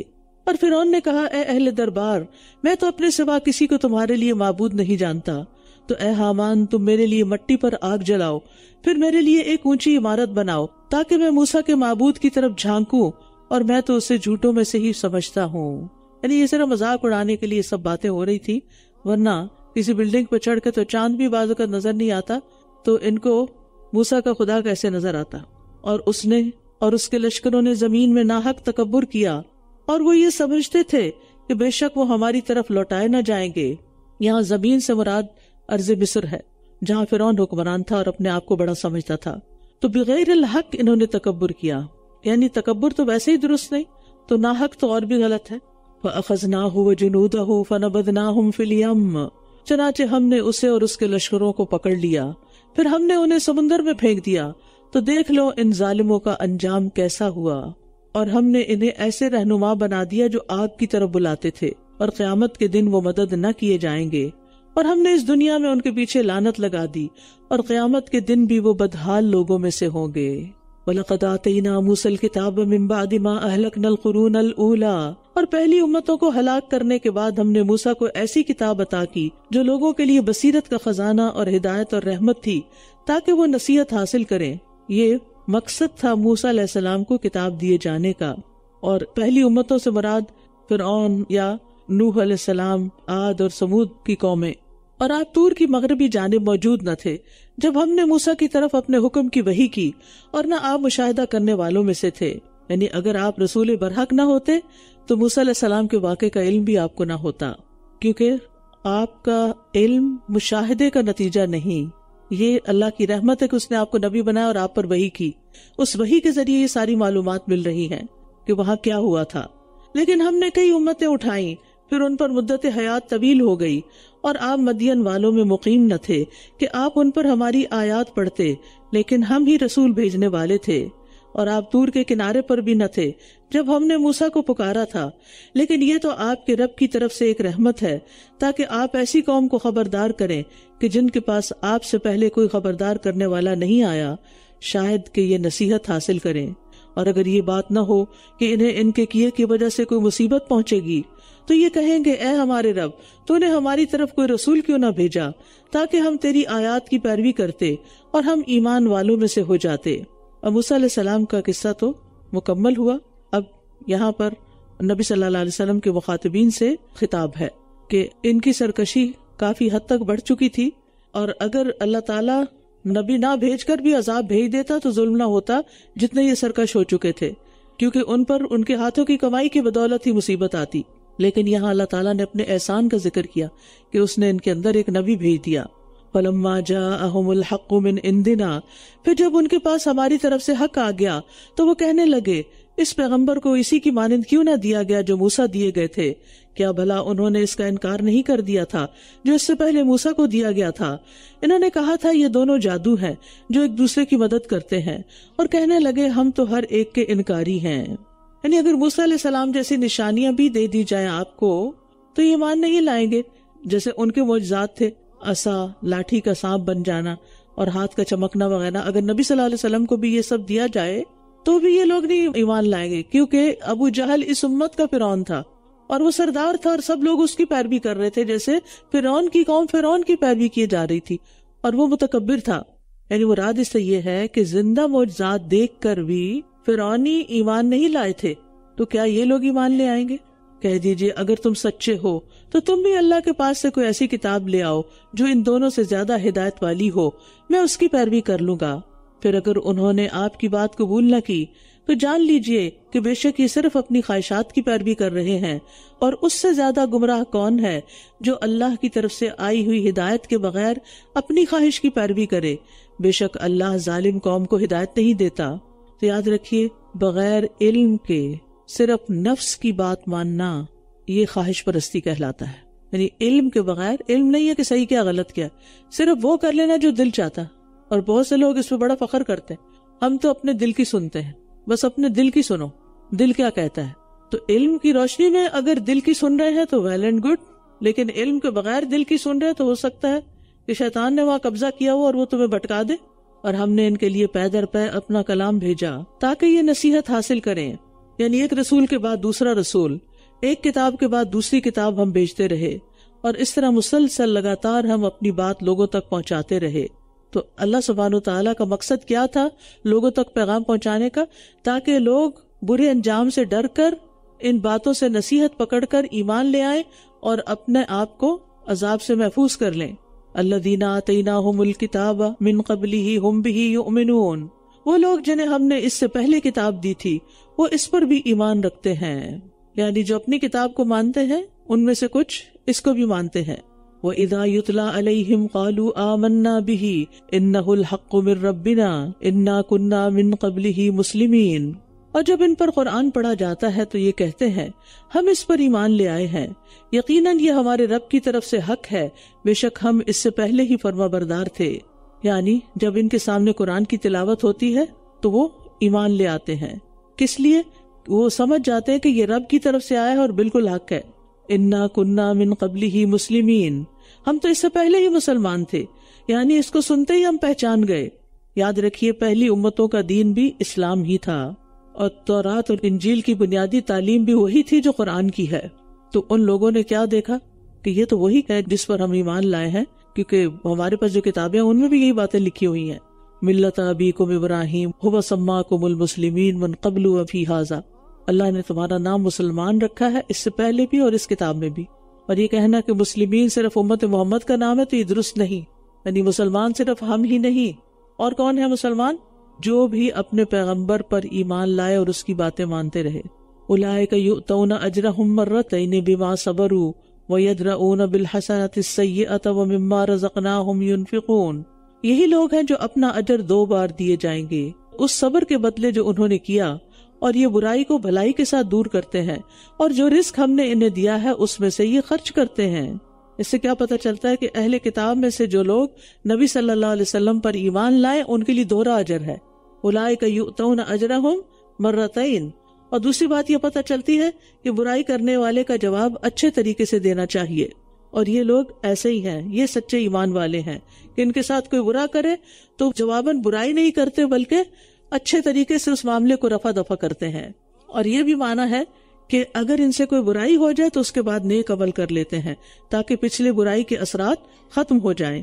وَإِذَا سَمِعُوا اللَّغْوَ أَعْرَضُوا عَنْهُ وَقَالُوا لَنَا أَعْمَالُنَا وَلَكُمْ أَعْمَالُكُمْ سَلَامٌ عَلَيْكُمْ لَا نَبْتَغِي الْجَاهِلِينَ، اور جب وہ کوئی بےہودہ بات سنتے ہیں تو اس سے اعراض کرتے ہیں اور کہتے ہیں ہمارے لیے ہمارے اعمال اور تمہارے لیے تمہارے اعمال، تم پر سلام ہو، ہم جاہلوں سے الجھنا نہیں چاہتے، یعنی نامناسب باتوں اور بے وقوفی کی حرکتوں پر ہم جواب نہیں دیتے، کوئی ایسی حرکت نہیں کرتے کہ جو ہمارے عمل کے لیے اور تمہارے لیے مشکل کا باعث بن جائے۔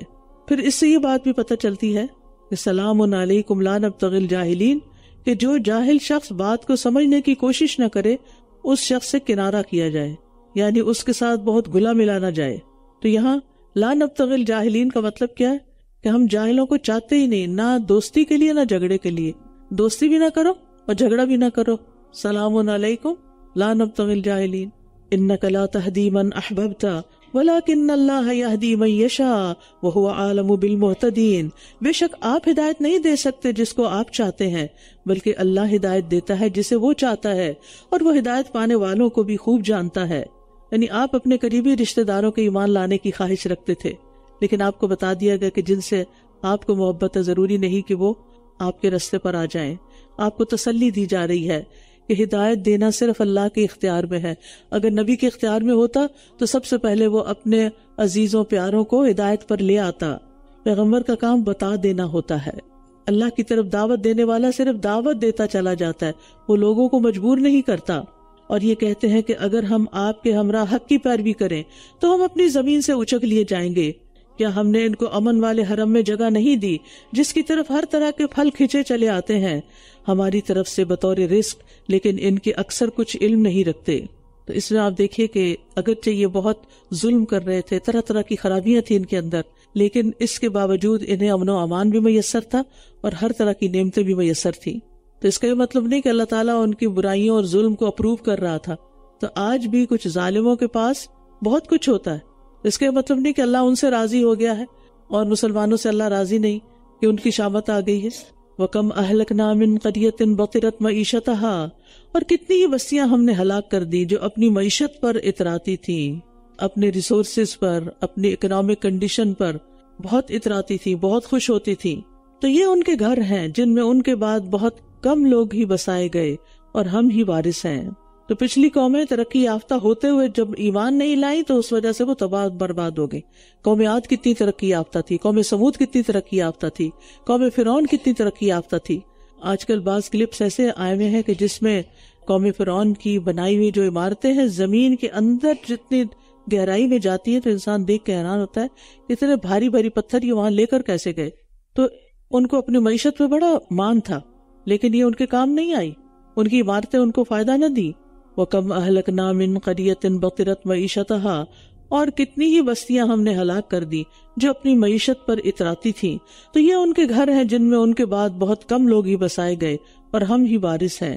یعنی پچھلی قوموں کے مال و دولت کا کوئی بھی وارث نہ بنا، ساری کی ساری تباہ ہو گئی۔ یعنی انہیں اپنے مال و دولت پر مان تھا، عذاب آیا تو وہی سارا برباد ہوا، کچھ بھی نہیں بچا، اور اللہ اس سے بے نیاز ہے۔ وَكُنَّا نَحْنُ الْوَارِثِينَ، یعنی ان کے وارث ہم بنے، اور ہر چیز کے وارث ہمیشہ کم ہی ہوتے ہیں۔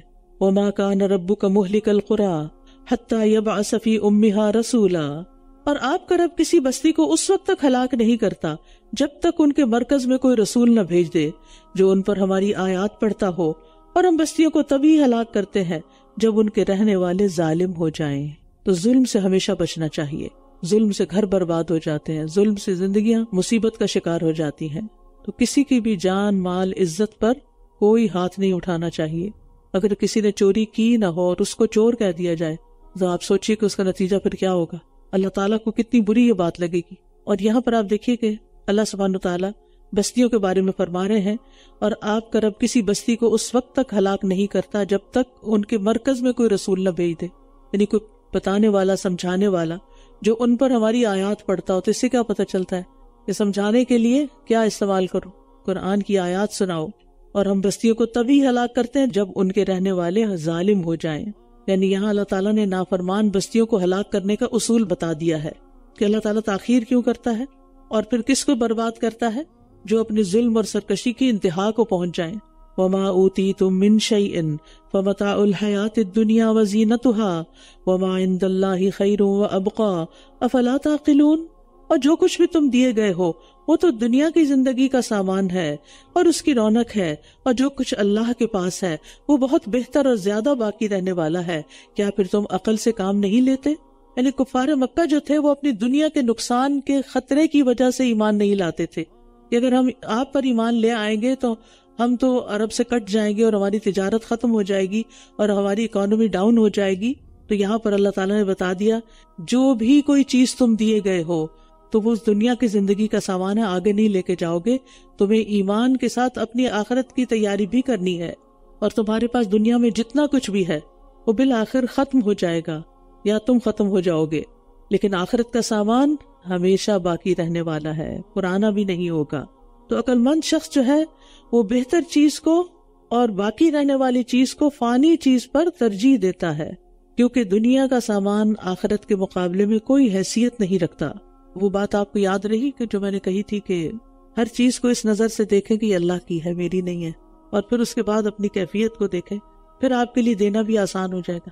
کیا وہ شخص جس سے ہم نے اچھا وعدہ کیا پھر وہ اس کو پا لینے والا ہے، اس شخص کی طرح ہو سکتا ہے جسے ہم نے دنیا کی زندگی کا کچھ سامان دیا پھر وہ قیامت کے دن حاضر کیے جانے والوں میں سے ہوگا؟ یعنی مومن اور کافر کی زندگی برابر نہیں ہو سکتی، یہاں دو زندگیوں کا موازنہ کیا گیا ہے، اور سوال کی صورت میں سوچنے کی دعوت دی گئی ہے کہ کیا یہ برابر ہو سکتے ہیں؟ دونوں برابر نہیں ہو سکتے، تو تم دنیا کے فائدے کے لیے رسول کی پیروی کیوں چھوڑ رہے ہو؟ یعنی ایک سے اللہ نے وعدن حسنا کیا ہے، جنت کا وعدہ، اور دوسرے سے اللہ نے دنیا کی زندگی میں فائدہ پہنچانے کا وعدہ کیا ہے۔ تو خسارے میں کون ہے اور کامیاب کون ہے؟ خسارے میں وہ ہے جس کے پاس صرف متاع حیات دنیا ہے، اور کامیاب وہ ہے جس کے پاس رزقا حسنا ہے، جنت کا رزق ہے۔ وَيَوْمَ يُنَادِيهِمْ فَيَقُولُ أَيْنَ شُرَكَائِيَ الَّذِينَ كُنْتُمْ تَزْعُمُونَ، اور جس دن وہ انہیں پکارے گا پھر فرمائے گا کہاں ہے وہ جنہیں تم میرے شریک گمان کرتے تھے؟ وہ لوگ جن پر عذاب کی بات ثابت ہو گئی وہ کہیں گے اے ہمارے رب، یہی وہ لوگ ہیں جنہیں ہم نے گمراہ کیا تھا، ہم نے انہیں اسی طرح گمراہ کیا جیسے ہم گمراہ ہوئے تھے، ہم تیرے سامنے ان سے اظہار برات کرتے ہیں، یہ ہماری عبادت تو نہیں کیا کرتے تھے۔ یعنی قیامت کے دن شرکاء اپنے شریکوں کے خلاف گواہی دیں گے کہ انہوں نے اپنی مرضی سے ہماری پیروی کی، ہم نے انہیں نہیں مجبور کیا تھا، یعنی اپنے آپ کو ان کی گمراہی کی ذمہ داری سے بری قرار دے دیں گے۔ وَقِيلَ ادْعُوا شُرَكَاءَكُمْ فَدَعُوهُمْ فَلَمْ يَسْتَجِيبُوا لَهُمْ، اور کہا جائے گا کہ اپنے شریکوں کو پکارو تو وہ انہیں پکاریں گے مگر وہ انہیں جواب تک نہ دیں گے، اور یہ عذاب کو دیکھ لیں گے تو آرزو کریں گے کاش کہ یہ ہدایت پا جاتے، لیکن اس وقت تو پھر وقت گزر چکا ہوتا ہے۔ وَيَوْمَ يُنَادِيهِمْ فَيَقُولُ مَاذَا أَجَبْتُمُ الْمُرْسَلِينَ، اور جس دن وہ انہیں پکارے گا پھر پوچھے گا کہ تم نے رسولوں کو کیا جواب دیا تھا، یعنی نبوت کے بارے میں سوال ہوگا۔ اور یہ بھی کہا جاتا ہے کہ یہ قبر میں سوال ہوگا۔ پہلا سوال جو تھا وہ توحید سے متعلق تھا، تو قبر میں ہر انسان سے 3 باتیں پوچھی جائیں گی، رب کے بارے میں، نبی کے بارے میں اور دین کے بارے میں، ما دینوں کا، یا دوسری روایت میں نبی صلی اللہ علیہ وسلم کے بارے میں۔ تو اس دن تمام خبریں ان پر مخفی ہو جائیں گی، چنانچہ وہ ایک دوسرے سے سوال تک نہ کر سکیں گے، کوئی کسی کو کنسلٹ نہیں کر سکے گا، کسی سے مدد نہیں لے سکے گا، کسی کو اپنے دل کا حال نہیں سنا سکے گا، کسی کو سمجھ بھی نہیں آئے گی، اگر کوئی پوچھے بھی تو کسی کو سمجھ ہی نہیں آئے گی کہ جواب کیا دیں۔ اور یہ وجہ بھی ہو سکتی ہے کہ دہشت اتنی ہوگی کہ کوئی دم نہیں مارے گا، اور کافر جو ہے وہ منکر نکیر کے سوالوں کے جواب میں بھی کہیں گے ہاں لا ادری، مجھے نہیں پتا، میں نہیں جانتا یہ سب کچھ کیا ہے۔ اس آیت سے یہ بات بھی پتہ چلتی ہے کہ قیامت کے دن کفار پر کچھ آسان مرحلے بھی آئیں گے جس میں وہ بات چیت کی کوشش کریں گے لیکن کر نہیں پائیں گے۔ وَأَقْبَلَ بَعْضُهُمْ عَلَى بَعْضٍ يَتَسَاءَلُونَ بھی آتا ہے۔ وَأَمَّا مَنْ تَابَ وَآمَنَ وَعَمِلَ صَالِحًا فَعَسَىٰ أَن يَكُونَ مِنَ الْمُفْلِحِينَ، تو رہا وہ شخص جس نے توبہ کر لی اور ایمان لے آیا اور نیک عمل کیے تو امید ہے کہ وہ فلاح پانے والوں میں سے ہوگا، یعنی توبہ کر کے نیک عمل کرنے والے ہی فلاح پانے والے ہیں۔ وَرَبُّكَ يَخْلُقُ مَا يَشَاءُ وَيَخْتَارُ، اور آپ کا رب جو چاہتا ہے پیدا کرتا ہے اور منتخب کر لیتا ہے، ان کے لیے کوئی اختیار نہیں ہے۔ اللہ پاک اور بلند تر ہے اس سے جسے وہ شریک ٹھہراتے ہیں۔ تو بندوں کے پاس کوئی اختیار نہیں کہ وہ لوگوں کو اللہ تعالیٰ کی صفات کا اختیار دے دیں۔ تو مشرکین کے پاس یہ اختیار کہاں سے آ گیا کہ وہ رب تعالیٰ کے بندوں کو ہی رب تعالیٰ کے اختیارات کا مالک بنوا دیں۔ وَرَبُّكَ يَعْلَمُ مَا تُكِنُّ صُدُورُهُمْ وَمَا يُعْلِنُونَ، اور آپ کا رب سب جانتا ہے جو کچھ ان کے سینے چھپاتے ہیں اور جو کچھ وہ ظاہر کرتے ہیں، یعنی کھلے چھپے ہر طرح کے معاملات اللہ کے علم میں ہیں۔ وَهُوَ اللَّهُ لَا إِلَٰهَ إِلَّا هُوَ لَهُ الْحَمْدُ فِي الْأُولَىٰ وَالْآخِرَةِ وَلَهُ الْحُكْمُ وَإِلَيْهِ تُرْجَعُونَ، اور وہ اللہ ہی ہے جس کے سوا کوئی معبود نہیں، دنیا اور آخرت میں تمام تعریفیں اسی کے لیے ہیں اور اسی کا حکم چلتا ہے اور اسی کی طرف تم لوٹائے جاؤ گے۔ کہہ دیجئے کیا غور کیا تم نے، اگر اللہ تم پر قیامت کے دن تک دائمی رات طاری کر دے تو اللہ کے سوا کون معبود ہے جو تمہارے پاس کوئی روشنی لے آئے؟ کیا پھر تم سنتے نہیں ہو؟ یعنی اگر کسی دن آپ صبح اٹھے اور دن ہی نہ چڑھا ہو، رات ہی رات چلتی چلی جا رہی ہو، تو طبیعت میں کیسی گھبراہٹ پیدا ہو جائے گی کہ یہ ہو کیا گیا ہے۔ کہہ دیجئے کیا غور کیا تم نے، اگر اللہ تم پر قیامت کے دن تک دائمی دن طاری کر دے تو اللہ کے سوا کون ہے جو تم پر رات کو لے آئے کہ تم اس میں سکون پا سکو؟ کیا پھر تم دیکھتے نہیں ہو؟ یہاں اللہ تعالیٰ پھر کچھ کائنات کی نشانیاں دکھا کر ہم سے کچھ کہنا چاہتے ہیں اور منوانا چاہتے ہیں۔ دن رات کا ایکسپیرینس ہمیں ہر روز ہوتا ہے نا، تو یہ ایسی چیز ہے کہ جو کسی سے بھی چھپی ہوئی نہیں، ہر کوئی مشاہدہ کر سکتا ہے، اور اس مشاہدے پہ اگر غور کرے تو اللہ کو پا سکتا ہے۔ وَمِن رَحْمَتِهِ جَعَلَ لَكُمُ اللَّيْلَ وَالنَّهَارَ لِتَسْكُنُوا فِيهِ، اور اسی کی رحمت میں سے ہے کہ اس نے تمہارے لیے رات اور دن کو بنایا کہ تم اس میں سکون پاؤ، اور تاکہ تم اس میں اس کا فضل تلاش کرو، اور تاکہ تم شکر ادا کرو۔ یعنی دن اور رات کا نظام اس لیے ہے تاکہ بندہ اللہ کی نعمتوں کا شکر ادا کرے۔ اگر آپ صبح شام کے اذکار پڑھتے ہیں تو ضرور آپ اس میں اللہ تعالیٰ کا شکر ادا کرتے ہیں ان نعمتوں پر جو آپ کو ملی ہے۔ وَيَوْمَ يُنَادِيهِمْ، اور جس دن وہ انہیں پکارے گا، پھر پوچھے گا کہاں ہے میرے وہ شریک جن کا تم دعویٰ کیا کرتے تھے؟ یعنی بار بار ایسی بات کیوں کہی جائے گی ان کو ذلیل کرنے کے لیے، رسوا کرنے کے لیے، ان کے شرکاء کی بے بسی دکھانے کے لیے، اور یہ انجام یعنی ان سب کے ساتھ ہوگا جو انکار کرنے والے ہیں۔ وَنَزَعْنَا مِن كُلِّ أُمَّةٍ شَهِيدًا، اور ہم ہر امت میں سے ایک گواہ نکال لائیں گے، پھر ہم کہیں گے اپنی دلیل پیش کرو، تو یہ جان لیں گے کہ بے شک حق اللہ ہی کے لیے ہے، اور ان سے وہ سب گم ہو جائیں گے جو یہ کھڑا کرتے تھے۔ یعنی ابھی دنیا میں اگر نہیں پتا چل رہا تو قیامت کے دن ہر مشرک کو پتا چل جائے گا کہ عبادت کے لائق صرف ایک اللہ ہی ہے، کیونکہ دوسرے شریک تو نہ وہاں ہوں گے اور نہ کوئی کام آئیں گے۔ ان قارون کان من قوم موسیٰ، بے شک قارون موسیٰ کی قوم میں سے تھا، مگر اس نے ان پر سرکشی کی، اور ہم نے اسے اس قدر خزانے عطا کیے تھے کہ ان کی کنجیاں ایک قوت والی جماعت پر بھاری ہوتی تھی۔ اندازہ لگائی ایک لاکر کے اندر کیا کچھ نہیں آتا، اور وہ صرف چابیاں تھی جو اونٹ کے بوجھ کے برابر تھی، اور وہ یعنی کہ ایک جگہ شاید نہیں رکھتا تھا۔ تو آپ سوچئے کہ کس قدر خزانے تھے اس کے پاس۔ جب اس کی قوم نے اس سے کہا اتراؤ مت، بے شک اللہ اترانے والوں کو پسند نہیں کرتا۔ یاد رکھیے قارون بنی اسرائیل میں سے تھا، بہت زیادہ مال و دولت پانے کی وجہ سے فرعون کا ساتھی بن گیا، کیونکہ جن لوگوں کے پاس دولت آ جاتی ہے نا تو پھر وہ کیا چاہتے ہیں کہ ان کا سوسائٹی کے اندر کچھ اور بھی انفلوئنس ہو، لہذا وہ بڑے لوگوں کے ساتھ رابطے کرتے ہیں اور ان کی مجلسوں میں اٹھنے بیٹھنے لگتے ہیں، چاہے مذہب کوئی بھی ہو، دین کوئی بھی ہو۔ تو یہاں پر آپ دیکھیں کہ تھا تو وہ مسلمان ہی سو کالڈ، لیکن دوستی فرعون کے ساتھ تھی۔ اور بعض مفسرین کہتے ہیں کہ یہ تورات کا حافظ تھا اور بہت خوبصورت آواز سے پڑھتا تھا مگر اندر سے منافق تھا، لیکن اللہ جانتا ہے کیونکہ تورات تو بعد میں نازل ہوئی ہے، ہو سکتا ہے کہ جتنا کچھ نازل ہوا تھا اس کی طرف اشارہ ہو۔ قارون کا قصور کیا تھا؟ اس کے اندر سرکشی آ گئی تھی، فبغى علیہم۔ تو ظالم لوگ جو ہوتے ہیں نا، ان کو مال مل جائے تو یہ ان کے لیے آزمائش بن جاتا ہے۔ تو قارون کو اللہ تعالیٰ نے بہت سارا خزانہ دیا تھا۔ اس سے سبق یہ ملتا ہے کہ نعمتیں ملنے پر انسان کو اترانا نہیں چاہیے۔ وابتغ فیما آتاک اللہ الدار الآخرہ، اور جو کچھ اللہ نے تمہیں دے رکھا ہے اس سے آخرت کا گھر حاصل کرو، اور دنیا سے بھی اپنا حصہ مت بھولو، اور احسان کرو جیسے اللہ نے تم پر احسان کیا ہے، اور زمین میں فساد کی خواہش نہ کرو، بے شک اللہ فساد کرنے والوں کو پسند نہیں کرتا۔ تو اس سے کیا پتہ چلتا ہے کہ اللہ نے انسان کو جو کچھ دے رکھا ہے، مال ہے یا اولاد ہے یا اور دیگر نعمتیں ہیں، ان سب سے انسان تبھی فائدہ اٹھا سکتا ہے جب ان کا حق بھی دیتا ہے۔ وَأَحْسِن كَمَا أَحْسَنَ اللَّهُ إِلَيْكَ، یہ احسن اللہ الیک کیا ہے؟ وہ اموال جن پر صدقات واجب ہو جاتے ہیں، اور خاص طور پر اسے فساد سے روکا۔ اصل میں انسان کے پاس کتنا بھی مال ہو تو مال جو ہے بیسیکلی انسان کے لیے ایک امتحان ہو جاتا ہے، اس سے حساب بھی ہوگا کہ وہ کس کام میں استعمال کر رہا ہے اس کو۔ لیکن اگر دیکھا جائے تو ڈھیروں مال کا بھی انسان کی اپنی ذات پر کتنا حصہ بن جاتا ہے؟ بہت تھوڑا۔ اسی لیے آپ دیکھیں کہ بہت سے جو لوگ بہت امیر ہوتے ہیں، بعض اوقات وہ مال کو خرچ نہیں کرتے، بس جمع رہتا ہے اور وہ پھر ملٹی پلائی ہوتا رہتا ہے، لیکن انہیں زندگی گزارنے کے معمولی طریقے بھی پتہ نہیں ہوتے۔ تو آدمی کا دنیا میں صرف اتنا ہی حصہ ہے جو وہ استعمال کر لیتا ہے، کھا کے یا پہن کے۔ قال انما اوتیتہ علی علم عندی، کہنے لگا میں تو یہ مال اس علم کی بنا پر دیا گیا ہوں جو میرے پاس ہے۔ کیا اسے معلوم نہ تھا کہ اللہ نے اس سے پہلے کتنی ہی قوموں کو ہلاک کر دیا تھا جو قوت میں اس سے زیادہ شدید اور جمعیت میں اس سے بڑھ کر تھی، اور مجرموں سے ان کے گناہوں کے بارے میں نہیں پوچھا جائے گا۔ اب یہاں قارون کیا کر رہا ہے؟ قارون مال و دولت کو اپنی قسمت کا حصہ بتا رہا ہے، اپنی طرف منسوب کر رہا ہے۔ اصل میں انسان کسی بھی طریقے سے جو مال کماتا ہے وہ علم اور ہنر اس کو کس نے سکھایا ہوتا ہے؟ اللہ نے ہی دیا ہوتا ہے۔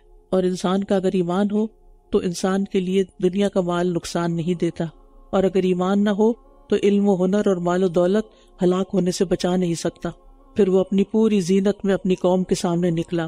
جو لوگ دنیا کی زندگی کے طالب تھے کہنے لگے اے کاش ہمارے لیے بھی اسی کی مانند ہوتا جو قارون کو دیا گیا، یقیناً یہ بہت بڑے نصیب والا ہے۔ قارون تکبر کرتے ہوئے اپنے مال و دولت کی نمائش کرتا تھا۔ آج آپ دیکھیں کہ مسلمانوں کے اندر بھی جو نمائش کا کیڑا بھر گیا ہے کہ ہر چیز کا دکھاوا اور اس کے لیے مختلف طریقے اختیار کیے جاتے ہیں، یہ اللہ تعالیٰ کو پسند نہیں، کیونکہ اللہ سبحانہ وتعالیٰ چاہتا ہے ہم سے کہ ہم نعمتوں کا شکر ادا کریں، اور جو نعمت ہمیں ملی ہے اس میں ہم دوسروں کو شریک کریں، نہ کہ ہم دکھا کے ان کو جلائیں اور ان کو احساس کمتری میں مبتلا کریں۔ فرعون بھی اپنی دولت کے ساتھ اور اپنے سارے تعمیرات کے ساتھ موسیٰ علیہ السلام اور ان کے ساتھیوں کو مروب کرنا چاہتا تھا، اور اسی طرح قارون بھی۔ تو دنیا جانے والوں نے قارون جیسے خزانے کی حسرت کی کہ ہمیں بھی یہ سب کچھ مل جائے، لیکن جو ایمان والے تھے، علم والے تھے، انہوں نے کیا کیا؟ اور جن لوگوں کو علم دیا گیا تھا وہ کہنے لگے افسوس ہے تم پر، اللہ کا ثواب بہتر ہے اس کے لیے جو ایمان لائے اور نیک عمل کرے، اور یہ انہی کو نصیب ہوتا ہے جو صبر کرنے والے ہیں۔ یعنی ایمان کے بدلے میں جو ثواب ملے گا اور جو اللہ تعالیٰ کی رضا حاصل ہوگی وہ اس مال سے بہت بہتر ہے۔ اب دیکھیے اگر ہمارے پاس دو آپشنز ہوں، ایک یہ ہے کہ دنیا کی کوئی چیز ملنے والی ہے اور ہم اپنا پورا وقت اس پہ لگا دیں، اور ایک یہ کہ ہمیں آخرت ملنے والی ہے اور ہم اپنے وقت کا کچھ حصہ اس پہ لگا دیں، تو عقل مند کیا چوز کرے گا؟ دنیا میں سے اتنا کافی ہے جس سے ضروریات پوری ہو، اور باقی جہاں ہمیشہ رہنا ہے اس کے لیے بھی کچھ کرے، کیونکہ اس کے لیے بھی یہی کمائی کرنی ہوگی۔ ہم دنیا کے فیوچر کے لیے سیو کرتے رہتے ہیں لیکن اپنی آخرت کے لیے کچھ بچا کے نہیں رکھتے۔ لیکن یہ سب کس کو حاصل ہوتا ہے؟ وَلَا يُلَقَّاهَا إِلَّا الصَّابِرُونَ، یہ صبر کرنے والوں کو ہی ملتا ہے۔ یعنی حلال طریقے سے رزق کمانے پر صبر کرنے والوں کو اللہ کی طرف سے اجر بھی ملتا ہے اور پھر رزق بھی مل جاتا ہے۔ اور یہ بھی یاد رکھیے کہ دنیا کی تکالیف پر صبر کرنے پر اللہ تعالیٰ بہت زیادہ ثواب دیتا ہے۔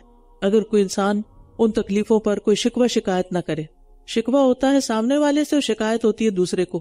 ہم کہتے ہیں ہم بڑا صبر کرتے ہیں، لیکن جس سے تکلیف پہنچے اسے شکوہ بھی کر دیتے ہیں اور دوسروں کے سامنے جا کے اس کی شکایت بھی کرتے ہیں۔ یعنی یہ ہو نہیں سکتا کہ کسی سے آپ کو تکلیف پہنچے اور پھر آپ اس کا ذکر کسی سے نہ کریں اور پی جائیں۔ یہ ہے صبر۔ امیجن کریں کسی نے بہت دل دکھایا آپ کا اور آپ نے صبر کا گھونٹ پی لیا، پھر آپ کو اپنا کوئی ہمدرد نظر آیا، آپ کا کیا دل چاہا کہ میں اس کے سامنے ساری کہانی بیان کر دوں، لیکن آپ کیا کرتے ہیں؟ تو فائدہ کچھ نہیں ہے۔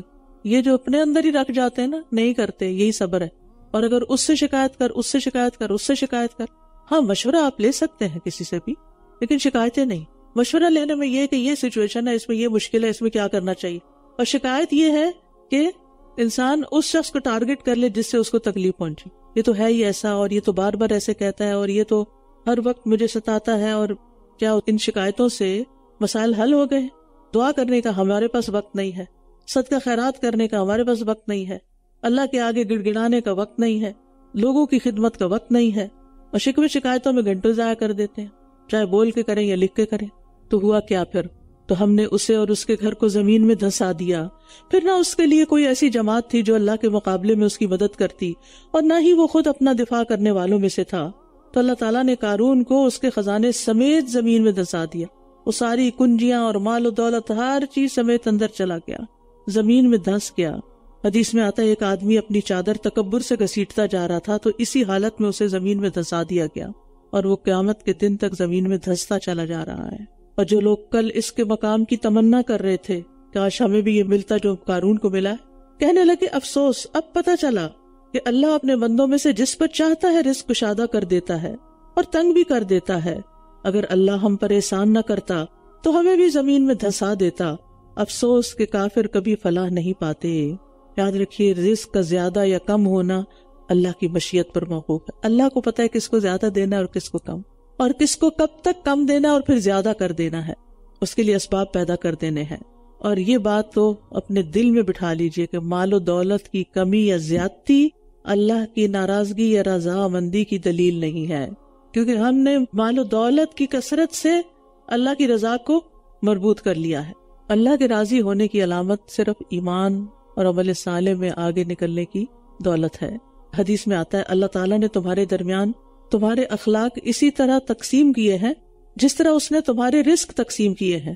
اور اللہ مال اسے بھی دیتا ہے جس سے محبت کرتا ہے، اور اسے بھی جس سے محبت نہیں کرتا اس کو بھی مال دیتا ہے، مگر ایمان اس کے سوا کسی کو نہیں دیتا جس سے وہ محبت کرتا. تو اگر ایمان میں اضافہ ہوتا چلا جائے تو سمجھے کہ یہ اللہ کی محبت کی علامت ہے. تو الحمدللہ قارون کا انجام دیکھ کر لوگوں نے اللہ کا شکر ادا کیا. اللہ نے ان کو رجوع کی توفیق بخشی. اور یہ بھی کمی لوگ ہوتے ہیں کہ جو کسی چیز کو دیکھ کر سبق سیکھے، کسی اور کے انجام سے عبرت لیں. تلک الدار الآخرۃ نجعلها للذین لا یریدون علوا فی الارض ولا فسادا والعاقبۃ للمتقین. آخرت کا یہ گھر ہم انہی لوگوں کے لیے بنا دیں گے جو زمین میں بلندی اور فساد نہیں چاہتے، اور اچھا انجام تو متقی لوگوں کے لیے ہی ہے. علو کا مطلب ہوتا ہے اونچا ہونا، اپنے آپ کو دوسروں سے بڑا سمجھنا، اچھا سمجھنا. اور فساد سے مراد اللہ اور اس کے رسول کی نافرمانی ہے، خواہ کوئی بھی ہو، کیونکہ اسی سے زمین میں خرابی پیدا ہوتی ہے. اور سب سے بڑا فساد تو اللہ کے ساتھ کسی کو شریک ٹھہرانا ہے. تو مفہوم کیا آیت کا؟ کہ آخرت کے گھر میں فرعون اور قارون اور ان جیسے لوگوں کا کوئی حصہ نہیں، چاہے وہ دنیا میں بہت ایفلوئنٹ تھے، بہت انفلوئنشل تھے، کیونکہ ان کی زندگیوں میں علو تھا، تکبر تھا اور فساد تھا. تو اللہ تعالیٰ کو فخر اور تکبر ہرگز پسند نہیں. من جاء بالحسنۃ فلہ خیر منہا، جو کوئی نیکی لے کر آیا اس کے لیے اس سے بہتر بدلہ ہے، اور جو کوئی برائی لایا تو جنہوں نے برے عمل کیے وہ اپنے کیے کا بدلہ پائیں گے.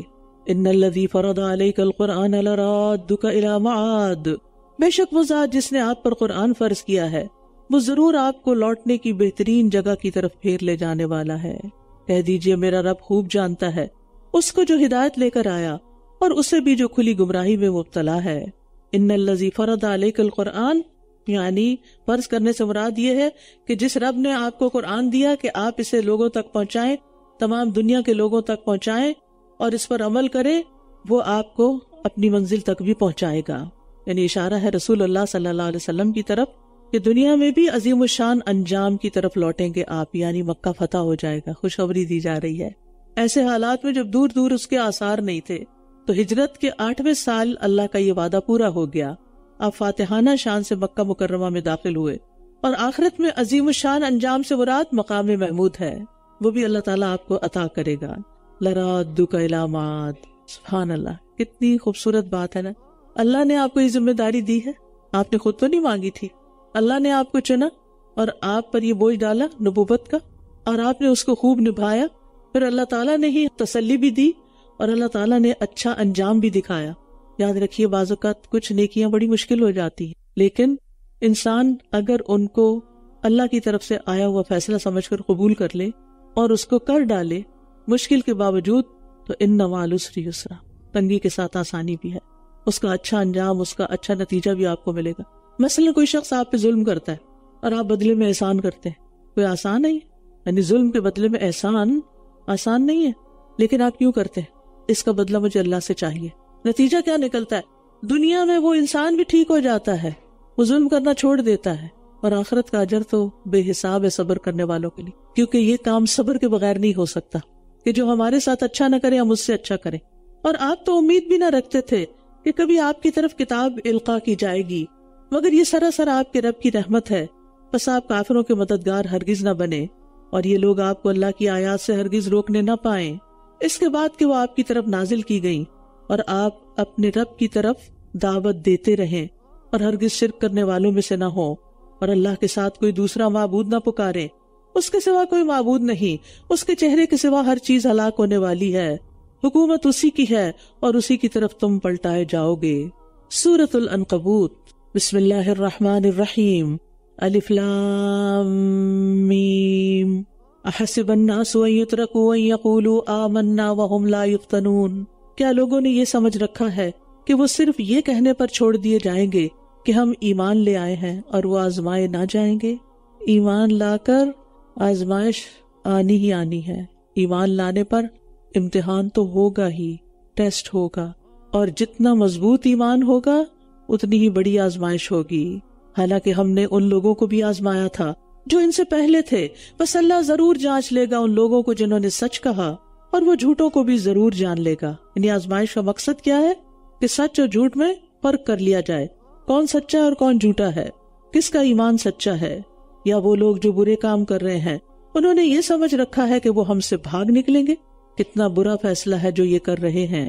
یعنی مومنوں کی آزمائش دیکھ کر کافر اگر یہ گمان کر لیں کہ وہ بچ جائیں گے تو یہ سراسر دھوکے کی بات ہے۔ مومن کی آزمائش تو دراصل اس کے درجات کی بلندی کا ذریعہ ہے۔ جو کوئی اللہ سے ملاقات کی امید رکھتا ہو تو وہ جان لے کہ بے شک اللہ کا مقرر کردہ وقت ضرور آنے والا ہے، اور وہ خوب سننے والا، خوب جاننے والا ہے۔ تو اللہ سے ملاقات کی امید رکھنے والوں کے لیے خوشخبری ہے کہ چند دن آزمائش پر صبر کر لے، ایک دن تو اپنے رب کے سامنے جا کھڑے ہونا ہے، اور جب تک اللہ نے مہلت دی ہے اس میں رب کو راضی کرنے والے کام کر لیے جائیں۔ وَمَن جَاهَدَ فَإِنَّمَا يُجَاهِدُ لِنَفْسِهِ إِنَّ اللَّهَ لَغَنِيٌّ عَنِ الْعَالَمِينَ۔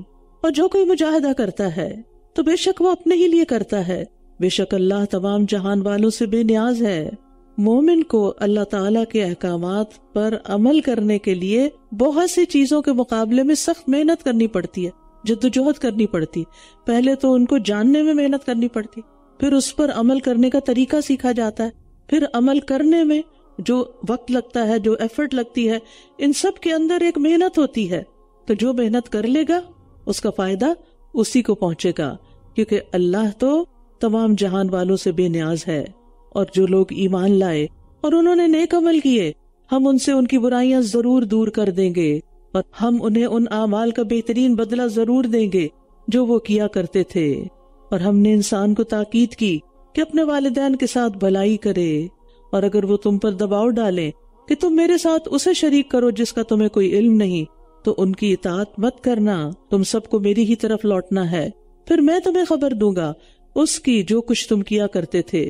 تو ایمان اور عمل صالح کے بعد والدین کے ساتھ حسن سلوک کا حکم ہے، کیونکہ وہ سب سے زیادہ اپنی اولاد کو پالنے اور پرورش کرنے میں تکلیف اٹھاتے ہیں، لیکن والدین کا حق اللہ کے حق سے کم ہے۔ اگر والدین اللہ کی نافرمانی کا حکم دے تو ان کی بات نہیں ماننی، یعنی والدین کے کہنے پر کوئی حرام کام کرنا، کوئی شرک کرنا، کوئی غلط کام کرنا، کوئی دھوکہ فراڈ کرنا درست نہیں، اس کی اللہ نے اجازت نہیں دی۔ یہ نہیں کہنا چاہیے اس سے والدین کا دل ٹوٹ جائے گا تو اس لیے مجھے یہ تو کرنا ہی ہے، نہیں۔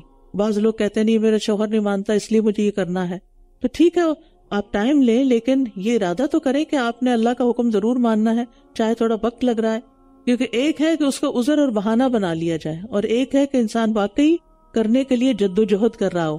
اور جو لوگ ایمان لائے اور انہوں نے نیک عمل کیے، ہم انہیں ضرور نیک لوگوں میں شامل کر دیں گے۔ جی ہاں، قیامت کے دن ایمان والی اولاد مشرک والدین کے ساتھ نہیں ہوگی، وہ کس کے ساتھ ہوگی؟ ایمان والوں کے ساتھ۔ یاد رکھیے والدین کی اپنی اولاد کے لیے دینی محبت ہی حقیقی محبت ہے۔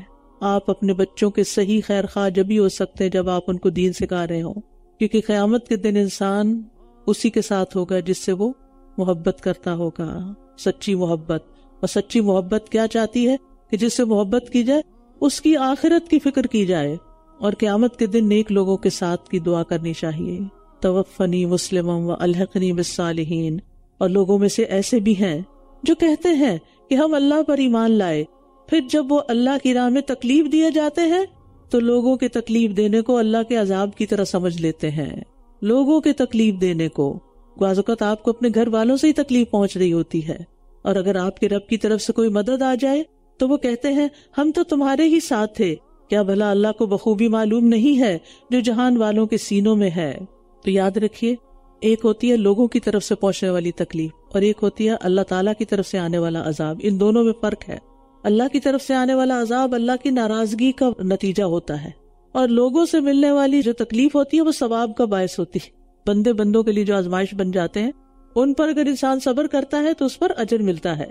تو اللہ کے عذاب سے بچنے کے لیے لوگوں کی باتوں پر صبر کرنا چاہیے، اور یقیناً اللہ ضرور جان کر رہے گا ان لوگوں کو جو ایمان لائے ہیں، اور وہ منافقوں کو بھی ضرور معلوم کر کے رہے گا، یعنی آزمائشیں بھیج کر، ایسے حالات پیدا کر کے جن میں یہ منافق اپنے دلوں کا حال چھپا نہ سکیں گے۔ استغفر اللہ۔ اور جن لوگوں نے کفر کیا وہ ایمان والوں سے کہتے ہیں تم ہمارے راستے کی پیروی کرو اور ہم تمہارے گناہ اٹھا لیں گے، حالانکہ یہ ہرگز ان کے گناہوں میں سے کوئی چیز بھی اٹھانے والے نہیں۔ بے شک یہ بالکل جھوٹے ہیں، کیونکہ قیامت کے دن کوئی کسی کا بوجھ نہیں اٹھائے گا، اور وہ اپنے گناہوں کا بوجھ بھی ضرور اٹھائیں گے، اور اپنے بوجھوں کے ساتھ کئی اور بوجھ بھی، یعنی جن جن کو گمراہ کیا ہوگا ان سب کے گناہ بھی۔ اور وہ قیامت کے روز اس کے بارے میں ضرور پوچھے جائیں گے جو جھوٹ وہ کھڑا کرتے تھے، یعنی لوگ کسی کا بوجھ ہلکا کرنے کی بجائے اپنا بوجھ باری کر رہے ہیں۔ وَلَقَدْ أَرْسَلْنَا نُوحًا إِلَىٰ قَوْمِهِ، اور ہم نے نوح کو اس کی قوم کی طرف بھیجا۔ یعنی اب آزمائشوں کی بات کرتے ہو تو دیکھو کہ نوح علیہ السلام پر کیسی کیسی آزمائش آئی، اور ہم نے نوح علیہ السلام کو اس کی قوم کی طرف بھیجا تو وہ ان میں 50 کم ہزار سال ٹھہرا رہا، پھر انہیں طوفان نے پکڑ لیا، اس حال میں کہ وہ ظالم تھے۔ یہاں ان پیغمبروں کا ذکر آئے گا جنہوں نے لمبا عرصہ آزمائشوں پر صبر کیا، پھر ہم نے اسے اور کشتی والوں کو نجات دی، اور ہم نے اس کو جہان والوں کے لیے ایک نشانی بنا دیا۔ اور ابراہیم کا ذکر کرو، ان پہ بھی بڑی آزمائشیں آئی تھی۔ وَإِذِ ابْتَلَىٰ إِبْرَاهِيمَ رَبُّهُ، جب اس نے اپنی قوم سے کہا کہ صرف اللہ کی عبادت کرو اور اسی سے ڈرو، یہ تمہارے لیے بہتر ہے اگر تم جانتے ہو تم اللہ کو چھوڑ کر کچھ بتوں کی عبادت کر رہے ہو اور تم سراسر جھوٹ گھڑ رہے ہو۔ بے شک اللہ کو چھوڑ کر جن کی تم عبادت کرتے ہو وہ تمہارے لیے کسی رزق کے مالک نہیں ہو سکتے، بس اللہ ہی کے پاس رزق تلاش کرو اور اسی کی عبادت کرو اور اس کا شکر ادا کرو، اسی کی طرف تم واپس پلٹائے جاؤ گے۔ اور اگر تم اس پیغام کو جھٹلاتے ہو تو یقیناً تم سے پہلے بھی کئی امتوں نے جھٹلایا تھا، اور ہمارے رسول کے ذمہ تو صرف واضح طور پر پیغام پہنچا دینا ہے، یعنی کسی کے ماننے یا نہ ماننے کی ذمہ داری رسول پر نہیں ہے۔ کیا انہوں نے دیکھا نہیں کہ اللہ کس طرح مخلوق کی ابتدا کرتا ہے، پھر وہی اس کا اعادہ کرے گا؟ بے شک یہ تو اللہ پر بہت ہی آسان ہے، یعنی دوبارہ زندہ کرنا اللہ کے لیے بہت آسان ہے۔ کہہ دیجئے زمین میں چلو پھرو، پھر دیکھو اس نے کس طرح خلق کی ابتدا کی تھی، پھر اللہ ہی دوسری بار بھی پیدا کر دے گا۔ بے شک اللہ ہر چیز پر خوب قدرت رکھنے والا ہے، یعنی اپنی ذات کے علاوہ آفاق کی نشانیوں پر بھی غور کرو، یہ ساری نشانیاں اللہ کی قدرت کو ظاہر کرتی ہیں۔ یعذب من یشاء ویرحم من یشاء والیہ تقلبون، وہ جسے چاہے گا عذاب دے گا اور جس پر چاہے گا رحم فرمائے گا، اور اسی کی طرف تم لوٹائے جاؤ گے۔ یعنی قیامت کے دن لوگوں کو زندہ کر کے ان کے درمیان فیصلہ کرے گا، اور نہ تم زمین میں اللہ کو عاجز کرنے والے ہو نہ آسمان میں، اور تمہارے لیے اللہ کے سوا نہ کوئی دوست ہے اور نہ کوئی مددگار، اور اگر ہو بھی تو اللہ کے مقابلے میں کون کام آ سکتا ہے۔ اور جن لوگوں نے اللہ کی آیات اور اس کی ملاقات کا انکار کیا وہ میری رحمت سے مایوس ہو چکے ہیں، اور یہی لوگ ہیں جن کے لیے دردناک عذاب ہے۔ دنیا میں اللہ کی رحمت عام ہے، اسی بنا پر اللہ تعالیٰ کافر، مومن، منافق، مخلص، نیک، بد سب کو فائدہ پہنچا رہا ہے، سب کو دنیا کے وسائل اور آسائشیں اور مال و دولت عطا کر رہا ہے، لیکن آخرت میں وہی ملے گا جو دنیا میں بویا ہوگا۔ فلاح کا ہم نے پڑھا تھا نا، فلاح کامیابی کو کہتے ہیں، کسان جو بیج ڈالتا ہے جیسا جس کوالٹی کا ویسا ہی پودا نکلتا ہے. ہم بھی اس دنیا میں دنیا مزرعۃ الآخرہ، یہ دنیا آخرت کی کھیتی ہے، اس میں عمل کے جیسے بیج ڈالیں گے کل قیامت کو ویسی ہی پیداوار سامنے آئے گی، کچھ اور نہیں آئے گا، اپنا ہی کیا ہوا سامنے آئے گا. پھر اس کی قوم کا جواب اس کے سوا کچھ نہ تھا کہ وہ کہنے لگے کہ اسے قتل کر دو یا اسے جلا ڈالو. تو اللہ نے اسے اس آگ سے نجات دے دی. بے شک اس میں ان لوگوں کے لیے بڑی نشانیاں ہیں جو ایمان رکھتے ہیں. اور ابراہیم نے کہا تم نے اللہ کو چھوڑ کر کچھ بتوں کو دنیا کی زندگی میں آپس کی محبت کا ذریعہ بنا لیا ہے، پھر قیامت کے دن تم ایک دوسرے کا انکار کرو گے اور ایک دوسرے پر لعنت بھیجو گے اور تمہارا ٹھکانہ آگ ہوگا اور تمہارے لیے کوئی مددگار نہ ہوں گے. مطلب یہ ہے کہ دنیا میں لوگوں کی محبتیں کسی خاص وجہ سے ہوتی ہیں. دنیا والوں کی آپس کی محبت اور دوستی دنیا کی وجہ سے ہوتی ہے. جب دنیا نکل جاتی ہے تو دنیا میں بھی دوستیاں ختم ہو جاتی ہیں جب انسان پہ برے حالات آتے ہیں، اللہ ماشاء اللہ. اس لیے دنیا میں جس نے بتوں کی وجہ سے یا کسی غلط آئیڈیالوجی کی وجہ سے ایک دوسرے کے ساتھ کوئی تعاون کیا ہے تو آخرت میں اس کا کوئی فائدہ نہیں ہوگا، وہ دوستیاں دشمنیوں میں بدل جائیں گی. دنیا میں تو تعاون کرتے ہیں نا ایک دوسرے سے برائی کے کاموں پر، وہاں کوئی تعاون نہیں کرے گا جہنم سے نکلنے پر کہ اچھا تم میرے سر پہ پاؤں رکھ کے نکل جاؤ باہر، کوئی ایسا نہیں کرے گا اور ہو بھی نہیں سکتا. اس کے برعکس جو لوگ اللہ کی خاطر ایک دوسرے سے محبت کرتے ہیں، نیکی کی وجہ سے ایک دوسرے سے محبت کرتے ہیں، تو اللہ کی محبت نہ صرف یہ کہ دنیا میں کام آتی ہے، کیونکہ ایسے لوگ ایک دوسرے کے لیے انتہائی بے غرض اور مخلص ہوتے ہیں. وہ ایک دوسرے کے ساتھ بھلائی اس لیے نہیں کرتے کہ انہیں ان سے کوئی ریوارڈ چاہیے ہوتا ہے، نہیں، وہ صرف اللہ کی محبت میں کرتے ہیں. تو یہاں پر اس چیز کو بھی مد نظر رکھنا چاہیے کہ ہماری کسی سے بھی محبت کس بنا پر ہے، کیوں ہے، کیا یہ محبت ہمیں آخرت میں فائدہ دے گی یا نہیں دے گی. تو ابراہیم علیہ السلام نے آگ سے نکلنے کے بعد بھی لوگوں کو سمجھایا کہ یاد رکھو دنیاوی دوستیاں شدید دشمنی میں بدل جائیں گی. الاخلاء یومئذ بعضهم لبعض عدو الا المتقین. اور قیامت کے دن یہی لوگ ایک دوسرے کے لیے دگنے عذاب کی دعائیں کریں گے اور شرک کا الزام دوسروں پہ دھریں گے اور آپس میں ایک دوسرے سے نفرت کریں گے. پھر لوط اس پر ایمان لے آیا اور ابراہیم نے کہا میں اپنے رب کی طرف ہجرت کرنے والا ہوں، بلا شبہ وہ بہت زبردست خوب حکمت والا ہے. اور ہم نے اسے اسحاق اور یعقوب عطا کیے اور ہم نے اس کی اولاد میں نبوت اور کتاب رکھ دی اور ہم نے اسے اس کا اجر دنیا میں بھی عطا کیا اور آخرت میں یقیناً وہ نیک لوگوں میں سے ہوگا. سبحان اللہ. یعنی جو شخص دنیا میں اللہ کی خاطر تکلیفوں پہ صبر کر جاتا ہے اس کو دنیا میں بھی اچھے حالات ملتے ہیں، اچھی نعمتیں ملتی ہیں اور آخرت کا اجر تو ہے ہی. تو ان کو اللہ تعالیٰ نعمتیں گنوا رہے ہیں، اسحاق اور یعقوب عطا کیے، ان کی اولاد میں نبوت اور کتاب رکھ دی، دنیا میں اور بھی اجر عطا کیے اور بے وطنی کے بدلے میں فلسطین میں ان کو ٹھکانہ دیا. مال و متاع نہیں تھا، مالا مال کر دیا. اچانک آنے والے مہمانوں کے لیے بچڑا بنا ہوا لے آئے. عزت اتنی کہ قیامت تک ان پر درود پڑھا جائے گا. اپنی قوم میں بے نام تھے کہ وہ یقال لہ ابراہیم. اللہ تعالیٰ نے قیامت تک کے لیے لسان صدق عطا کی. جو شخص اللہ کی خاطر کچھ بھی چھوڑ دیتا ہے، اللہ کی خاطر، اللہ اسے اس سے بہتر چیز ضرور دیتا ہے. یہ یقین رکھیے. بعض چیزیں حرام ہوتی ہیں، غلط ہوتی ہیں، غلط دوستیاں، حرام کام، گناہ کے کام، تو اللہ سبحانہ وتعالیٰ کا وعدہ ہے کہ وہ اچھی چیز سے بدل کر دے گا. اور لوط کا ذکر کرو، جب اس نے اپنی قوم سے کہا بے شک تم ایسی بے حیائی کا کام کرتے ہو جسے تم سے پہلے جہان والوں میں سے کسی ایک نے بھی نہیں کیا. یعنی یہ برائی اسی دور میں شروع ہوئی. کیا تم مردوں کے پاس آتے ہو اور راستہ کاٹتے ہو، یعنی مسافروں کو لوٹتے ہو اور اپنی مجلسوں میں برے کام کرتے ہو. تو اس کی قوم کا جواب اس کے سوا کچھ نہ تھا کہ کہنے لگے لے آؤ ہم پر اللہ کا عذاب اگر تم سچوں میں سے ہو. اس نے کہا اے میرے رب ان مفسد لوگوں کے مقابلے پر میری مدد فرما، رب انصرنی علی القوم المفسدین. تو اس طرح لوط علیہ السلام قوم کے ایمان لانے سے مایوس ہو گئے. لہٰذا اللہ کا وعدہ آ گیا اور جب ہمارے بھیجے ہوئے ابراہیم کے پاس خوشخبری لے کر آئے تو انہوں نے کہا ہم اس بستی والوں کو ہلاک کرنے والے ہیں، بے شک اس کے رہنے والے ظالم ہیں.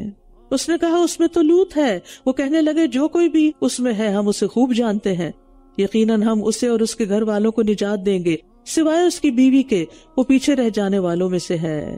اس سے پتہ چلتا ہے کہ نیک سے نیک انسان کی بیوی اگر نیکی نہیں کرتی تو قیامت کے دن وہ اس کی بیوی نہیں ہوگی.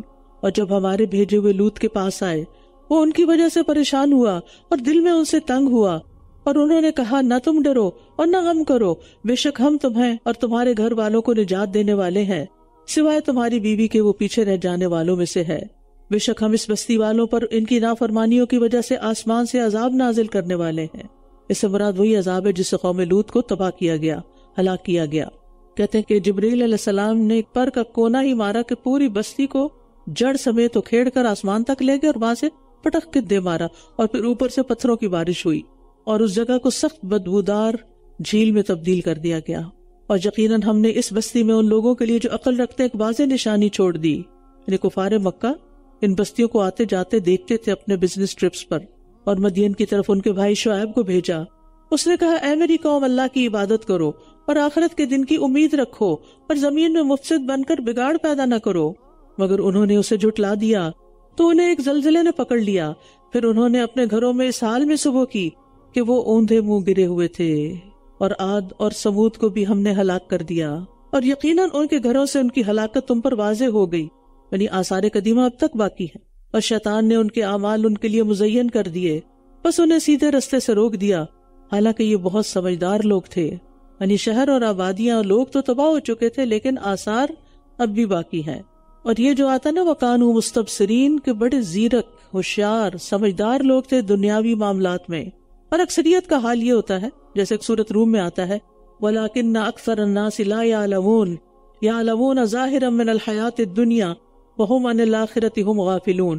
اور لیکن اکثر لوگ نہیں جانتے، وہ دنیا کی زندگی میں سے ظاہر کو بس جانتے ہیں، دنیا کا علم خوب ہے ان کے پاس، اور آخرت سے وہی غافل ہیں، یعنی حق کو جان لینے کے بعد بھی اپنی لذتیں نہیں چھوڑ پاتے۔ وَقَارُونَ وَفِرْعَوْنَ وَحَامَانَ، اور قارون، فرعون اور حامان کو بھی ہم نے ہلاک کیا، اور بلا شبہ موسیٰ ان کے پاس کھلی نشانیاں لے کر آئے تھے، پھر بھی انہوں نے زمین میں تکبر کیا اور یہ ہم سے بچ کر بھاگ نہ سکتے تھے۔ یعنی یہاں پر پہلی اقوام کے متکبر اشخاص کا ذکر کیا جا رہا ہے کہ جو اپنے کفر اور تکبر کی وجہ سے اپنی بھی بربادی کا باعث بنے اور اپنی قوم کی بربادی کا بھی۔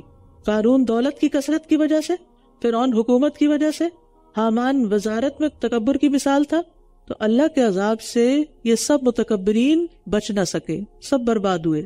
پھر ہر ایک کو ہم نے اس کے گناہ کی وجہ سے پکڑ لیا، تو ان میں سے کسی پر ہم نے پتھروں والی آندھی بھیجی، اور ان میں سے کسی کو چنگاڑ نے آ پکڑا، اور ان میں سے کسی کو ہم نے زمین میں دسا دیا، اور ان میں سے کسی کو ہم نے غرق کر دیا۔ اور اللہ ایسا نہیں کہ وہ ان پر ظلم کرے، لیکن یہ خود اپنی جانوں پر ظلم کرتے تھے۔ جن لوگوں نے اللہ کے سوا کچھ اور کارساز بنا رکھے ہیں، ان کی مثال مکڑی کی مثال کی طرح ہے جس نے ایک گھر بنا لیا، اور بے شک گھروں میں سب سے زیادہ کمزور گھر مکڑی کا گھر ہوتا ہے۔ کاش کہ یہ جانتے ہوتے۔ اللہ تعالیٰ مثال دے کے بات سمجھا رہے ہیں۔ گھر کس لیے بنتا ہے؟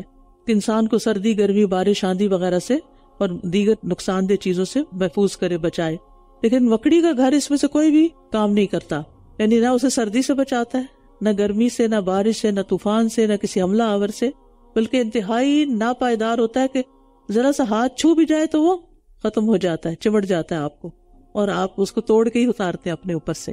تو اس سے یہ پتہ چلتا ہے کہ اللہ کے سوا جتنے بھی سہارے ہیں وہ سارے مکڑی کے جالے کی طرح سخت کمزور ہیں، کوئی فائدہ نہیں ان کو سہارا بنانے کا، ان سے توقعات رکھنے کا۔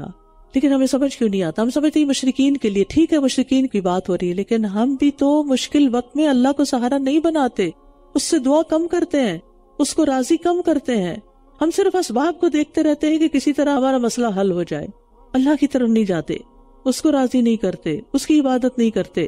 ان اللہ یعلم ما یدعون من دونہ من شیء وہو العزیز الحکیم، بے شک اللہ ہر چیز کو جانتا ہے جسے بھی وہ اس کے سوا پکارتے ہیں، اور وہ بہت زبردست خوب حکمت والا ہے۔